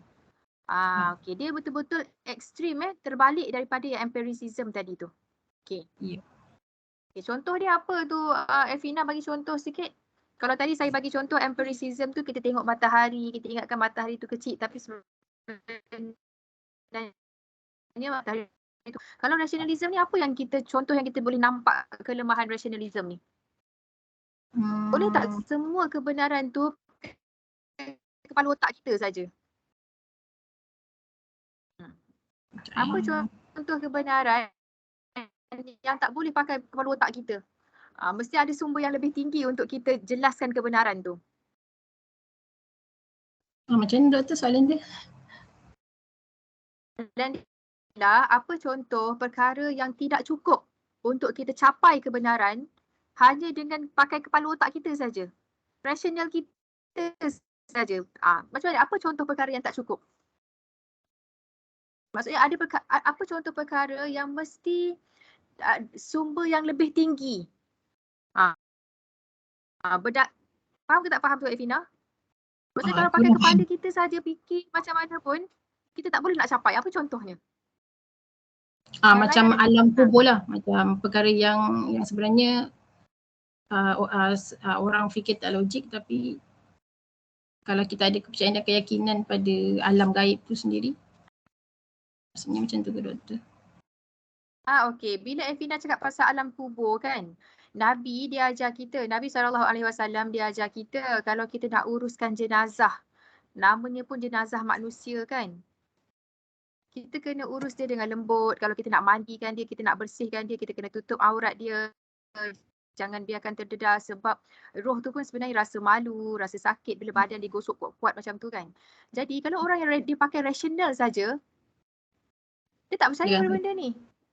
Dia akan kata maksudnya, tak rasa sakit dan semua tu. Ya betul. Macam mana roh boleh sakit? Roh dah tak ada dalam badan ni. Jadi maksudnya tak tentu juga. Kalau contoh yang lebih lagi kita contohkan, macam kita ambil cerita Sayyidatina Maryam kan. Sayyidatina Maryam dia duduk dalam bilik dia. Lepas tu Nabi Zakaria masuk dalam bilik, tengok-tengok dah ada makanan.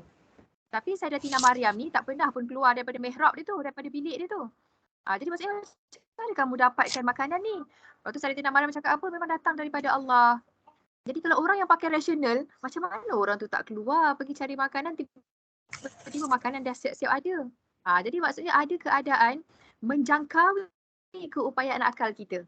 Tetapi kita boleh hujahkan perkara tu benar. Itulah tadi tu yang justified.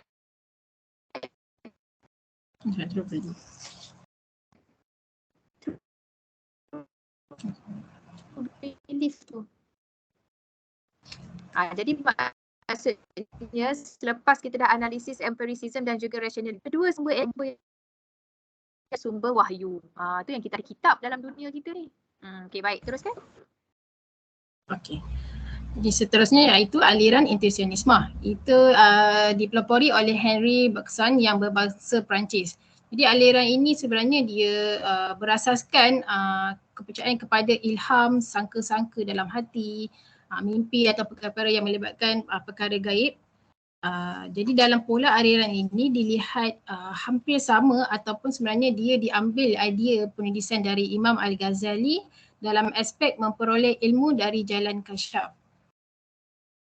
Jadi Henry berkata bahawa perbahasan falsafah boleh mencapai kebenaran dengan memanfaatkan intuisi dan sifat pengetahuan dari intuisi itu dianggap bersifat mutlak. Jadi bagi dia intuisi ini adalah satu pandangan batin yang melihat hakikat dalaman secara bersambung tanpa ada sekatan, dan ia juga bersifat pengalaman peribadi dan bukan semua benda boleh disampaikan kepada orang lain sekalipun dibolehkan, namun pengalaman rohanianya tidak dapat dipindahkan kepada orang lain. Jelaskan kat sini. Apa contoh?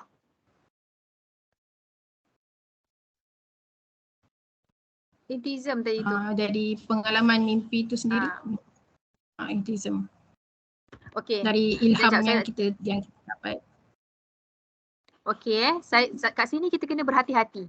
Sebab kalau kita nak terjemahkan terus intuisi itu dalam bahasa Melayu,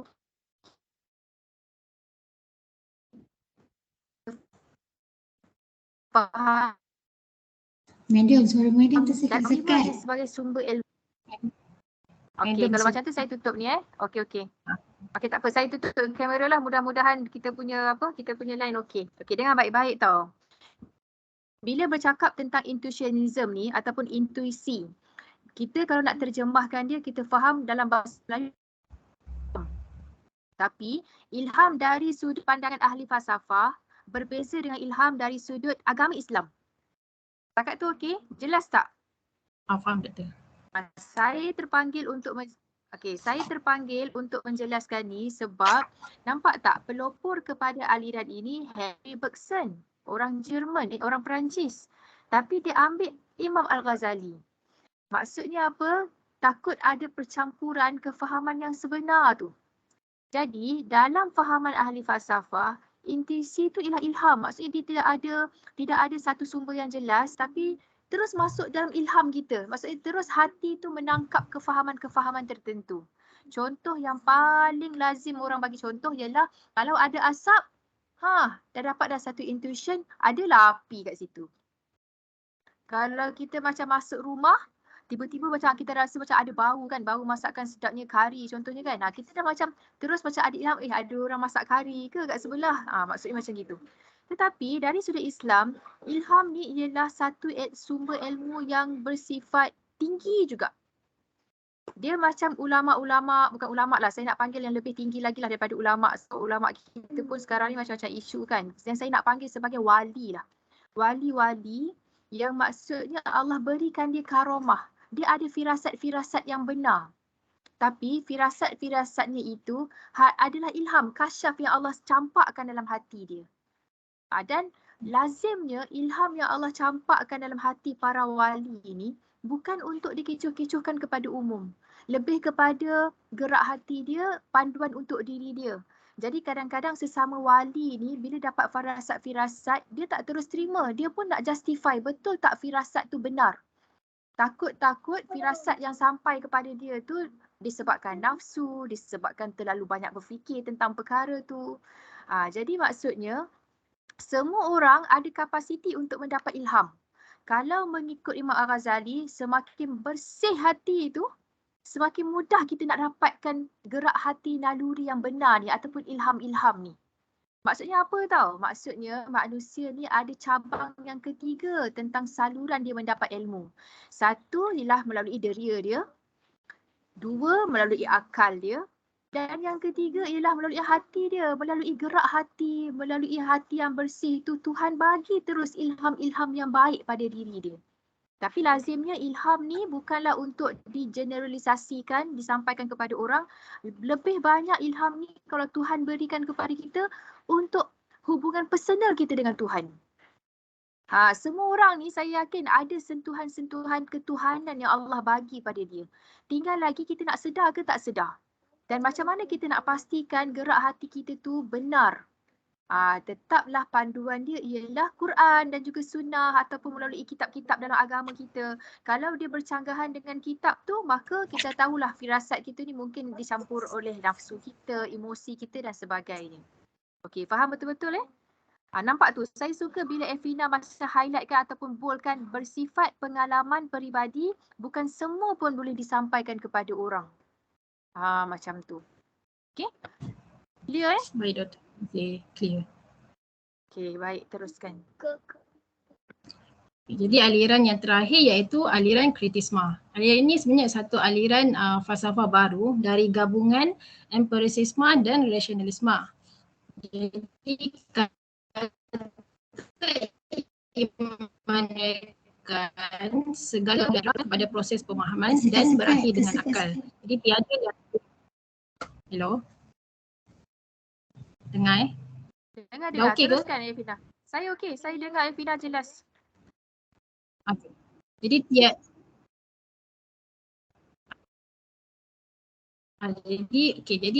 tiada yang lebih tinggi dari apa yang dia alami dari pengalaman menggunakan panca indera dia sendiri. Jadi yang terakhir iaitu kesan epistemologi dalam kehidupan. Jadi yang pertama dia dapat membantu memahami cara dan arah manusia berfikir.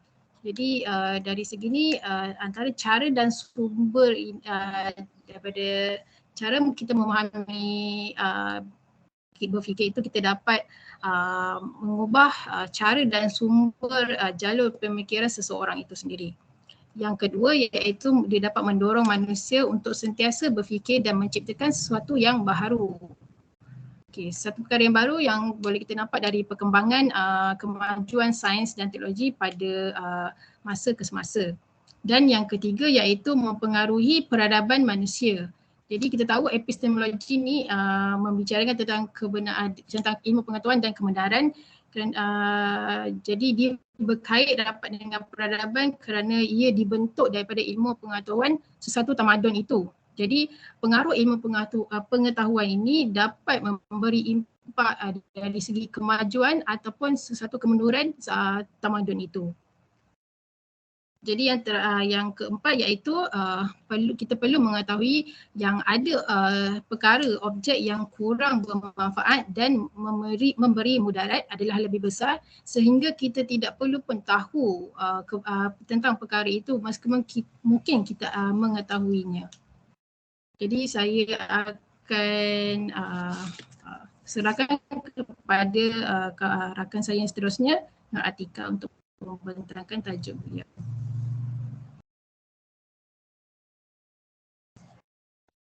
Atika. Hello, dengar tak? Dengar. Okey. Sorry sebab saya nampak semua sangkut-sangkut. Saya tak tahu nak dengar ke tak dengar. Saya try. Bismillahirrahmanirrahim. Saya akan cover untuk topik pelbagai kaedah dan sumber perhatian ilmu, dan ini adalah main point yang akan ada dalam course saya hari ini, iaitu epistemologi Islam, sumber ilmu Islam, kecenderungan epistemologi Islam dan juga hierarki Islam. Seterusnya,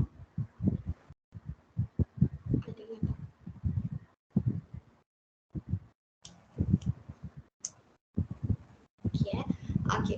Epistemologi Islam merupakan teori. Dengar tak? Dengar. Okey, sorry. Dengar. Okay. Epistemologi Islam merupakan teori atau falsafah yang membincangkan tentang ilmu berdasarkan ajaran agama Islam. Ia juga bukan sahaja bersifat falsafah, tapi ia juga merupakan tindak balas terhadap persoalan hidup manusia, kekeluargaan, kemasyarakatan dan juga kenegaraan yang merangkumi hidup di dunia dan juga di akhirat kelak. Seperti yang telah dibentangkan oleh Evina sebentar tadi, terdapat beberapa aliran epistemologi barat yang sebenarnya hampir sama dengan epistemologi Islam.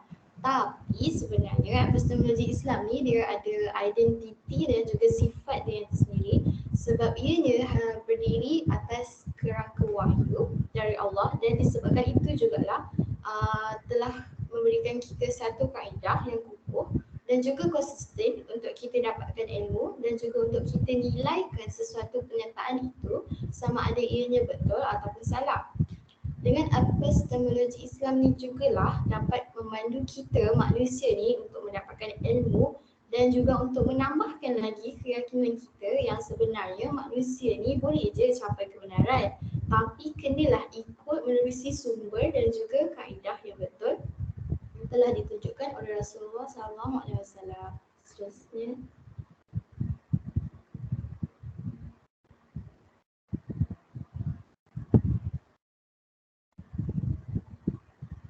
Okey, seterusnya ialah sumber ilmu dalam Islam. Sumber yang pertama pada kedudukan hierarki yang paling tinggi iaitu sumber wahyu. Seterusnya pada tempat kedua adalah akal dan panca indera, dan akhir sekali ialah sumber ilmu tambahan. Seterusnya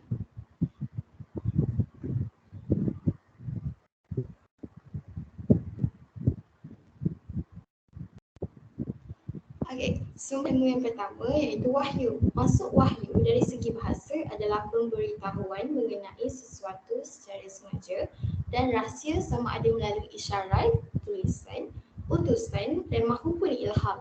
Manakala dari segi syarak pula bermaksud wahyu adalah pemberitahuan secara rahsia yang ini pengetahuan yang didapati daripada jiwa penerima wahyu serta perlulah disertai dengan keyakinan yang kita bahawa ia sebenarnya datang daripada Allah, tak kiralah sama ada melalui perantaraan ataupun secara langsung.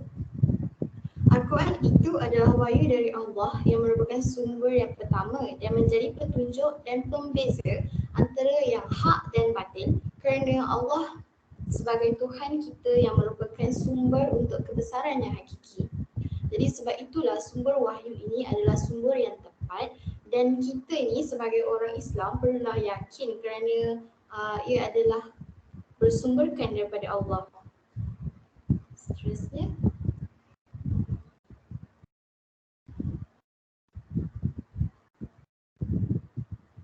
Seterusnya ialah akal dan panca indera. Walaupun wahyu adalah sumber yang mutlak dan paling utama, tapi akal juga berfungsi untuk memikirkan kandungan dan juga pengajaran daripada wahyu itu. Dan dengan akal yang sihat jugalah dapat menjadi saluran untuk kita ni manusia dapatkan ilmu yang jelas dan betul. Tapi akal manusia ni dapat beroperasi dalam jangka masa yang ditetapkan je. Contoh macam benda yang dah berlaku sebelum kita lahir ni, kita tak tahu apa jadi. Sama juga dengan benda yang akan berlaku nanti, in the future. Kita tak tahu apa jadi lepas ni, apa jadi esok dan sebagainya. Dan akal ni dia ada akal ni dia ada kekurangannya, iaitu kita mudah lupa. Itu kekurangan untuk akal. Kita ni manusia tak lari dari perkataan lupa ni kan. Sebab apa? Sebab akal yang diciptakan untuk kita ni dia ada had dia. Dan seterusnya adalah panca indera. Ada 5 panca indera yang boleh kita gunakan dalam proses untuk kita mencari ilmu. Iaitu dengan diri rasa, bau, sentuhan, penglihatan dan juga pendengaran. Manakala menurut Al-Quran pula, sumber pengetahuan dapat ditemukan melalui 3 jalan pula. Yang ini al-sama', yang ini pendengaran, al-bashar, penglihatan dan juga al-qalb, hati. Tapi walaupun kebenaran yang kita peroleh dari panca indera ni tak semestinya selalu je betul dan tepat, sebab panca indera dan dari manusia ni sebenarnya mudah ditipu. Sebagai contoh yang Fina bagi sebelum ni yang diterangkannya berkenaan dengan matahari yang pada penglihatan mata kita ni nampak kecil, nampak kecil je tapi sebenarnya besar sangat.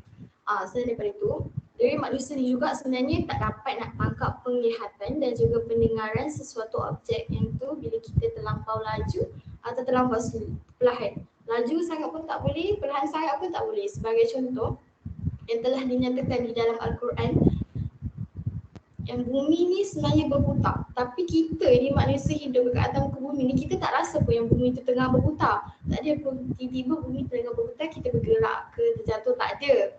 Tak ada rasa semua tu. Sebab saiz manusia ni yang kecil ni nak dibandingkan dengan permukaan bumi yang besar tu, yang menyebabkan kita ni macam tak rasa pun yang bumi ni tengah bergerak. Sebab itulah dalam kita nak dapatkan ilmu tu, akal dan panca indera ni tak dapat dipisahkan sebab keduanya saling berhubung. Dan sebab itu jugalah Al-Quran ini menyuruh kita untuk melihat fenomena alam ini, dan dalam masa yang sama juga kita ni kena berfikir tentang betapa besarnya kebesaran Allah. Dan seterusnya,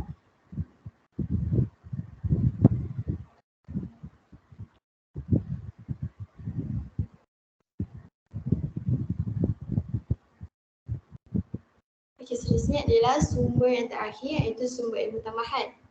Antara sumber ilmu tambahan adalah ilmu laduni, ilham, firasat, mimpi dan kasyaf. Tapi para ulama kita ni sebenarnya banyak berbeza pendapat sama ada ilmu-ilmu yang diberikan tadi itu adalah pecahan daripada 3 sumber yang utama tadi ataupun hanyalah merupakan sumber ilmu itu sendiri. Manakala ilmu yang berkaitan dengan ilmu sihir pula, yang berkaitan dengan ilmu sihir, magis, astrologi, tidak nasib dan lain-lain itu bukanlah sumber yang ilmu yang betul. Kalau betul pun jadi mungkin itu fakta yang mungkin benda terjadi tapi sebenarnya benda itu semua kebetulan je. Ilmu itu bukannya sesuatu yang betul. Seterusnya.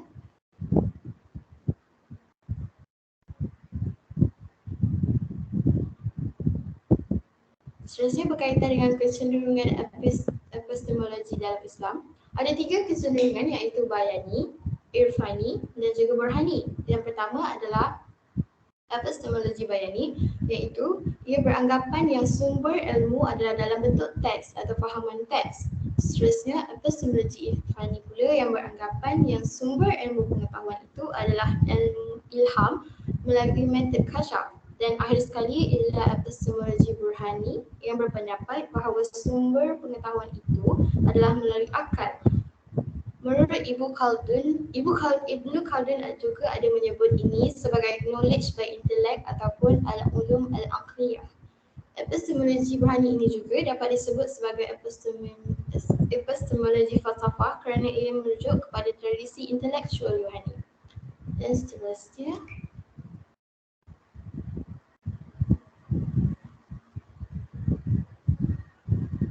Seterusnya adalah hierarki ilmu Islam. Ada 2 pembahagian ilmu iaitu ilmu fardu ain dan juga fardu kifayah. Fardu ain ialah ilmu berkenaan dengan pengurusan diri. Fardu ain juga adalah wajib ke atas setiap individu. Selepas itu menurut Imam Al-Ghazali, ilmu ini ialah berkenaan dengan asas-asas agama yang berkait dengan akidah yang benar, tentang segala suruhan dan juga larangan Allah. Fardu ain juga merupakan ilmu untuk mengenal Allah, cara menunaikan ibadat dan banyak lagi. Antara contohnya adalah ilmu tauhid dan fiqh. Adalah wajib ke atas setiap individu muslim untuk belajar ilmu fardu ain ini. Manakala fardu kifayah pula berkenaan dengan ilmu pengurusan sistem. Hukum fardu kifayah pula bersifat kolektif. Seandainya dalam satu kawasan yang ada sebahagian dia belajar ilmu tersebut, maka yang lain akan terlepas daripada dosa itu. Ilmu fardu kifayah adalah ilmu yang menyempurnakan keperluan hidup sama ada dalam bentuk keagamaan ataupun keduniaan. Yang berkaitan dengan keagamaan adalah seperti ilmu pengkhususan yang bersumberkan wahyu, yang ini nakliyah, seperti ilmu fiqh dan usul fiqh, dan ilmu yang bersumberkan akal yang ini akliyah adalah seperti sains, teknologi dan sebagainya.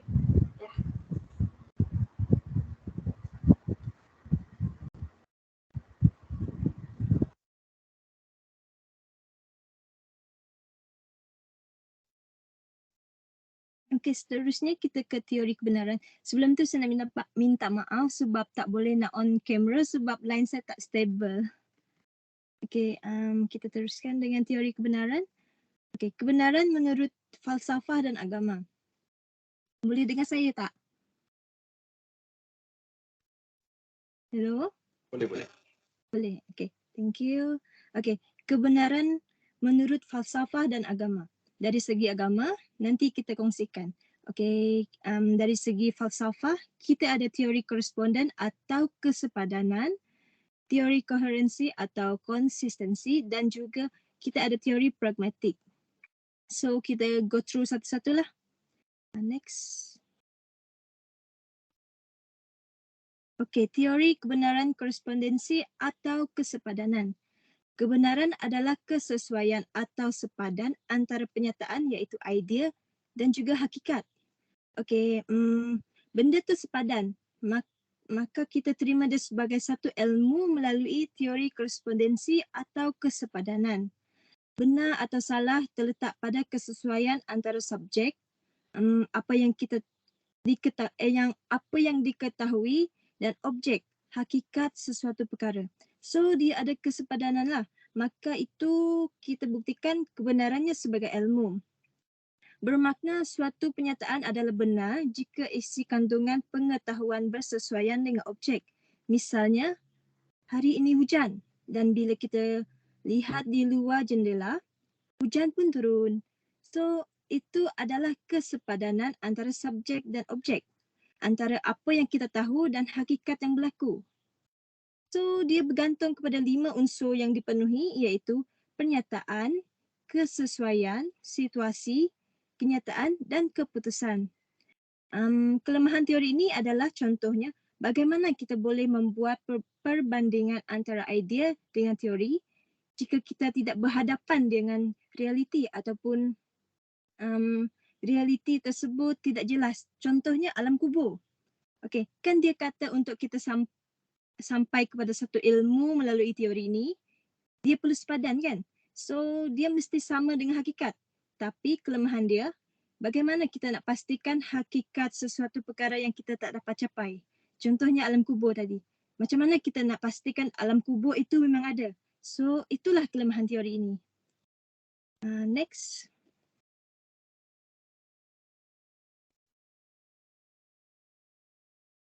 So, kita teruskan dengan teori kebenaran atau korespondensi yang lain. Sorry. Saya bagi contoh yang teori korespondensi yang atau kesepadanan yang lain lah. Contohnya yang tadi saya cakap pasal hari ini hujan kan. So contoh yang lain ialah macam Kota Baru di Kelantan. Kita tahu Kota Baru tu memang berada di Kelantan kan, ataupun Shah Alam di Selangor. Kita memang tahu Shah Alam memang berada di Selangor. So dia memang sepadan lah dengan subjek dengan objek. Ataupun contoh lain macam wanita adalah orang yang dapat mengandung dan melahirkan anak. Kita memang tahu yang wanita yang melahirkan dan mengandung dan melahirkan anak. Sebab lelaki, kita memang tahu yang lelaki tidak boleh mengandung kan. So dia macam benda tu memang logik lah.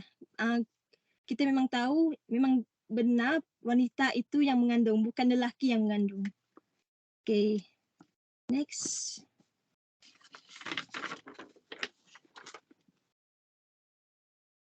Okay, yang kedua, teori koherensi atau konsistensi. Kriteria yang digunakan untuk menentukan sama ada sesuatu pernyataan itu benar atau palsu melalui cara apa?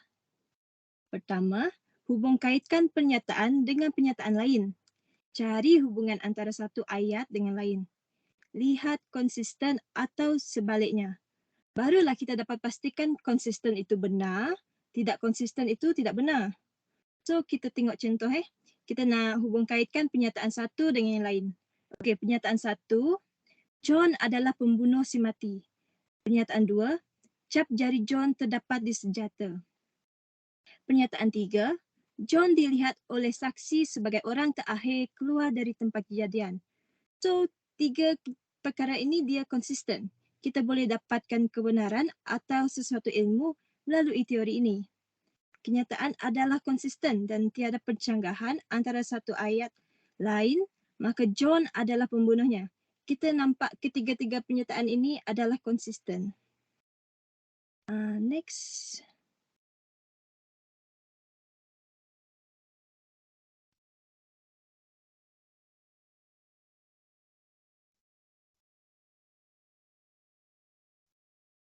Okey, yang ketiga, teori pragmatik. Teori pragmatik adalah teori kebenaran yang memiliki kriteria suatu pengetahuan adalah benar apabila memiliki kegunaan yang praktikal atau bermanfaat dalam kehidupan. Maksudnya, dia tidak peduli dari mana ilmu itu datang, untuk apa ilmu itu datang. Teori ini mementingkan idea berguna walaupun palsu. Justru kebenaran bukanlah keutamaan. Kalau kita cakap tentang teori koherensi tadi kan, mesti mementingkan perkara yang benar. Tetapi teori pragmatik ini pula, dia tidak mementingkan kebenaran, tetapi dia mementingkan kemanfaatan ataupun faedah suatu perkara itu. Kepalsuan boleh dijelmakan dengan hujah-hujah rasional, sedangkan tarikan pragmatik adalah manfaat jangka pendek yang sengaja diada-adakan. Maksudnya, perkara itu tidak benar pun, tapi selagi perkara itu memberi manfaat, ia diterima sebagai ilmu pengetahuan. Itu adalah teori pragmatik. Tapi sebenarnya tidak diterima sebagai ilmu pun sebab dia adalah manfaat jangka pendek yang direka-reka saja. Okay, next.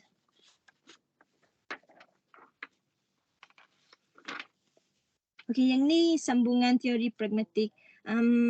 Contohnya seiring berkembangnya zaman, teknologi dah semakin canggih. Para ilmuwan menemukan teknologi-teknologi baru untuk memudahkan pekerjaan manusia iaitu telefon pintar. Contohnya penemuan dan pengaplikasikan telefon pintar tersebut dikatakan benar kerana berguna untuk memudahkan pekerjaan manusia. So setiap suatu perkara berkembang mengikut zaman. Kelemahan teori ini dia bersifat relatif dan berubah-ubah mengikut zaman. Misalnya telefon pintar, dulu kita tak guna pun kan, tapi sekarang sangat berguna. Tak tahulah hari-hari ke depan nanti berguna lagi ke tak. So idea atau pernyataan tidak semestinya benar dan hanya berfungsi dalam keadaan tertentu sahaja. Kalau kita tengok dalam gambar gajah itu kan, mungkin tak clear sangat, tapi okay, dalam gambar gajah tu ada orang buta pegang badan gajah tu. So dia kata, oh ini dinding. Yang pegang ekor pula, oh ini tali. Yang pegang kaki dia pula kata, oh ini pokok. So dia tidak sama tau. Kebenaran itu tidak sama. Okay, next.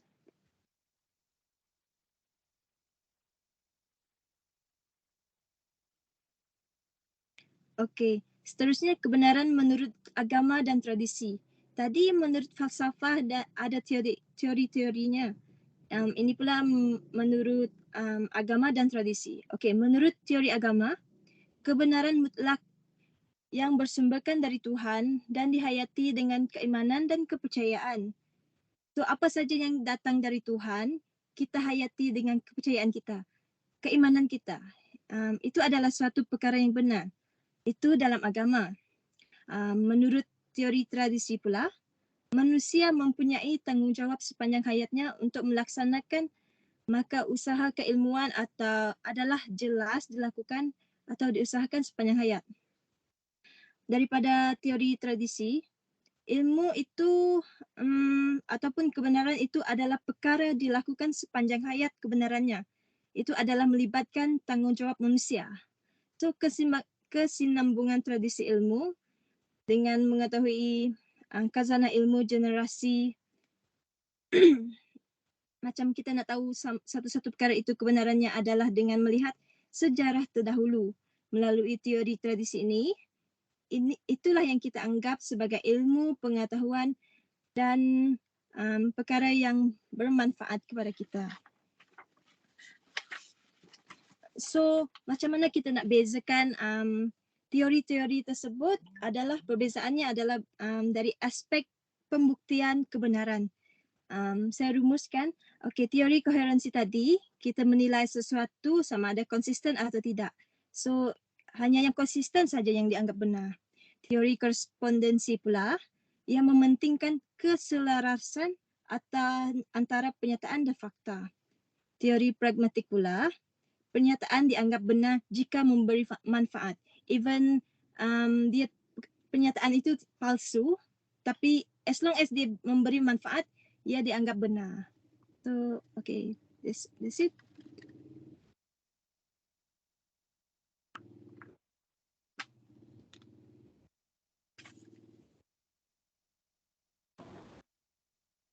Okey, seterusnya saya akan sambung tentang epistemologi dalam kegunaan kehidupan. Terdapat 3 kegunaan epistemologi dalam kehidupan. Yang pertama, pencarian kebenaran dan mengelakkan kejahilan. Kedua, pengiktirafan kepada semua saluran ilmu. Dan ketiga, keyakinan bahawa kebenaran boleh dicapai oleh manusia.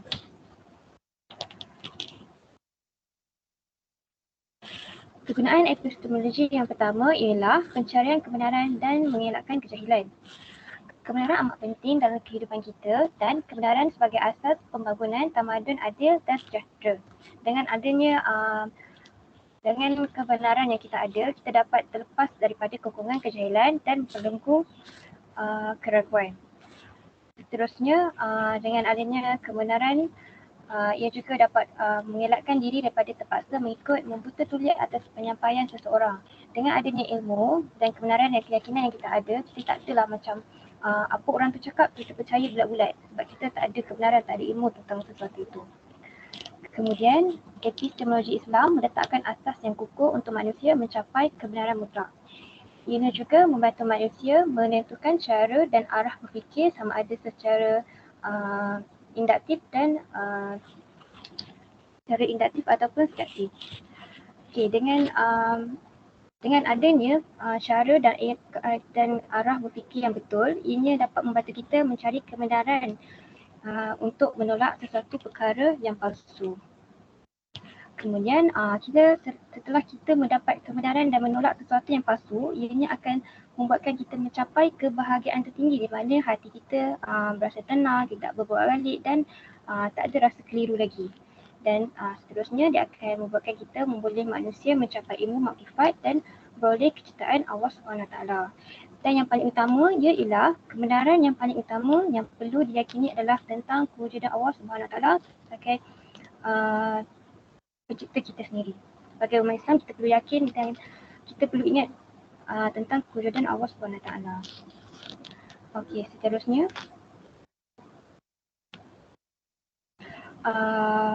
kegunaan epistemologi yang kedua. Sekejap Farisha, berapa slide lagi ada? Evina boleh tunjukkan tak? Berapa slide lagi ada? Pengiktirafan terhadap semua saluran ilmu. Okey lagi. Kalau boleh terus kita pergi kepada kesimpulan. Banyak lagi. Okey tak apa.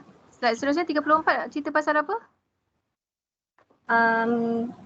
Kajian kes. Oh okey. 35? Dia punya huraian. Okey. Kesimpulan? Ada dekat sini. Okey, saya nak mohon izin ya. Kita terus pergi kepada kesimpulan, tetapi nanti dalam kelas kuliah kita yang keempat nanti kita habiskan sedikit baki tiga tu nanti. Boleh? Okey, boleh. Boleh nanti maksudnya di kelas kita yang keempat kumpulan ni settlekan dulu yang slide ke 33, 34 yang kajian kes tadi tu. Sebab lepas ni awak ada kelas lagi kan? Okey, kita habiskan dulu kesimpulan, silakan. Sorry ada typing error. Kesimpulan epistemologi. Jadi epistemologi adalah satu bidang penting untuk menentukan pandangan alam dan kerangka fikir seseorang manusia. Kemudian kita dah tahu tadi yang pelbagai aliran pandangan muncul dan disebabkan oleh perbezaan sikap terhadap sumber dan kaedah ilmu dianggap sah dan benar. Dan akhir sekali, Islam memiliki pandangan pertengahan sendiri yang berpasak kepada kebenaran mutlak.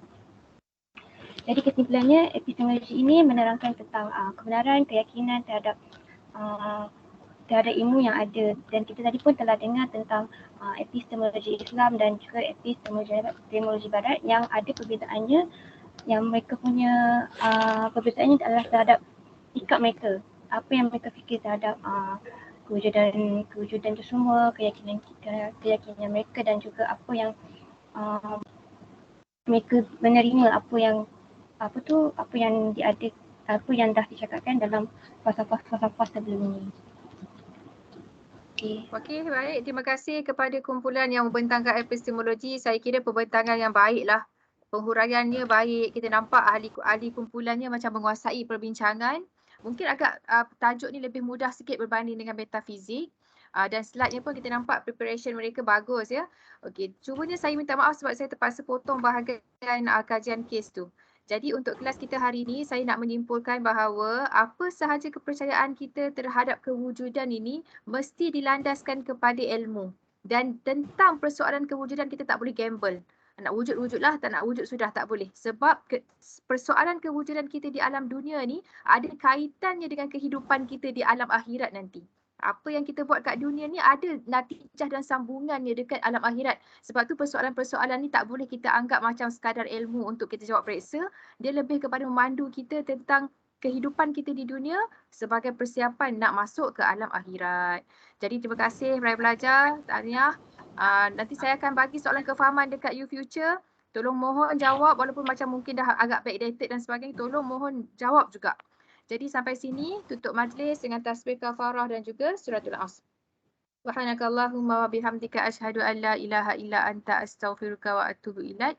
Bismillahirrahmanirrahim. Wal asri innal insana lafi khusr illa alladziina amanu wa amilus solihat wa tawassaw bil haqq wa tawassaw bis sabr. Okey, baik. Terima kasih. Jumpa lagi pada kelas yang akan datang. Selamat masuk kelas yang seterusnya. Barakallahu fikum. Assalamualaikum warahmatullahi wabarakatuh. Assalamualaikum warahmatullahi wabarakatuh.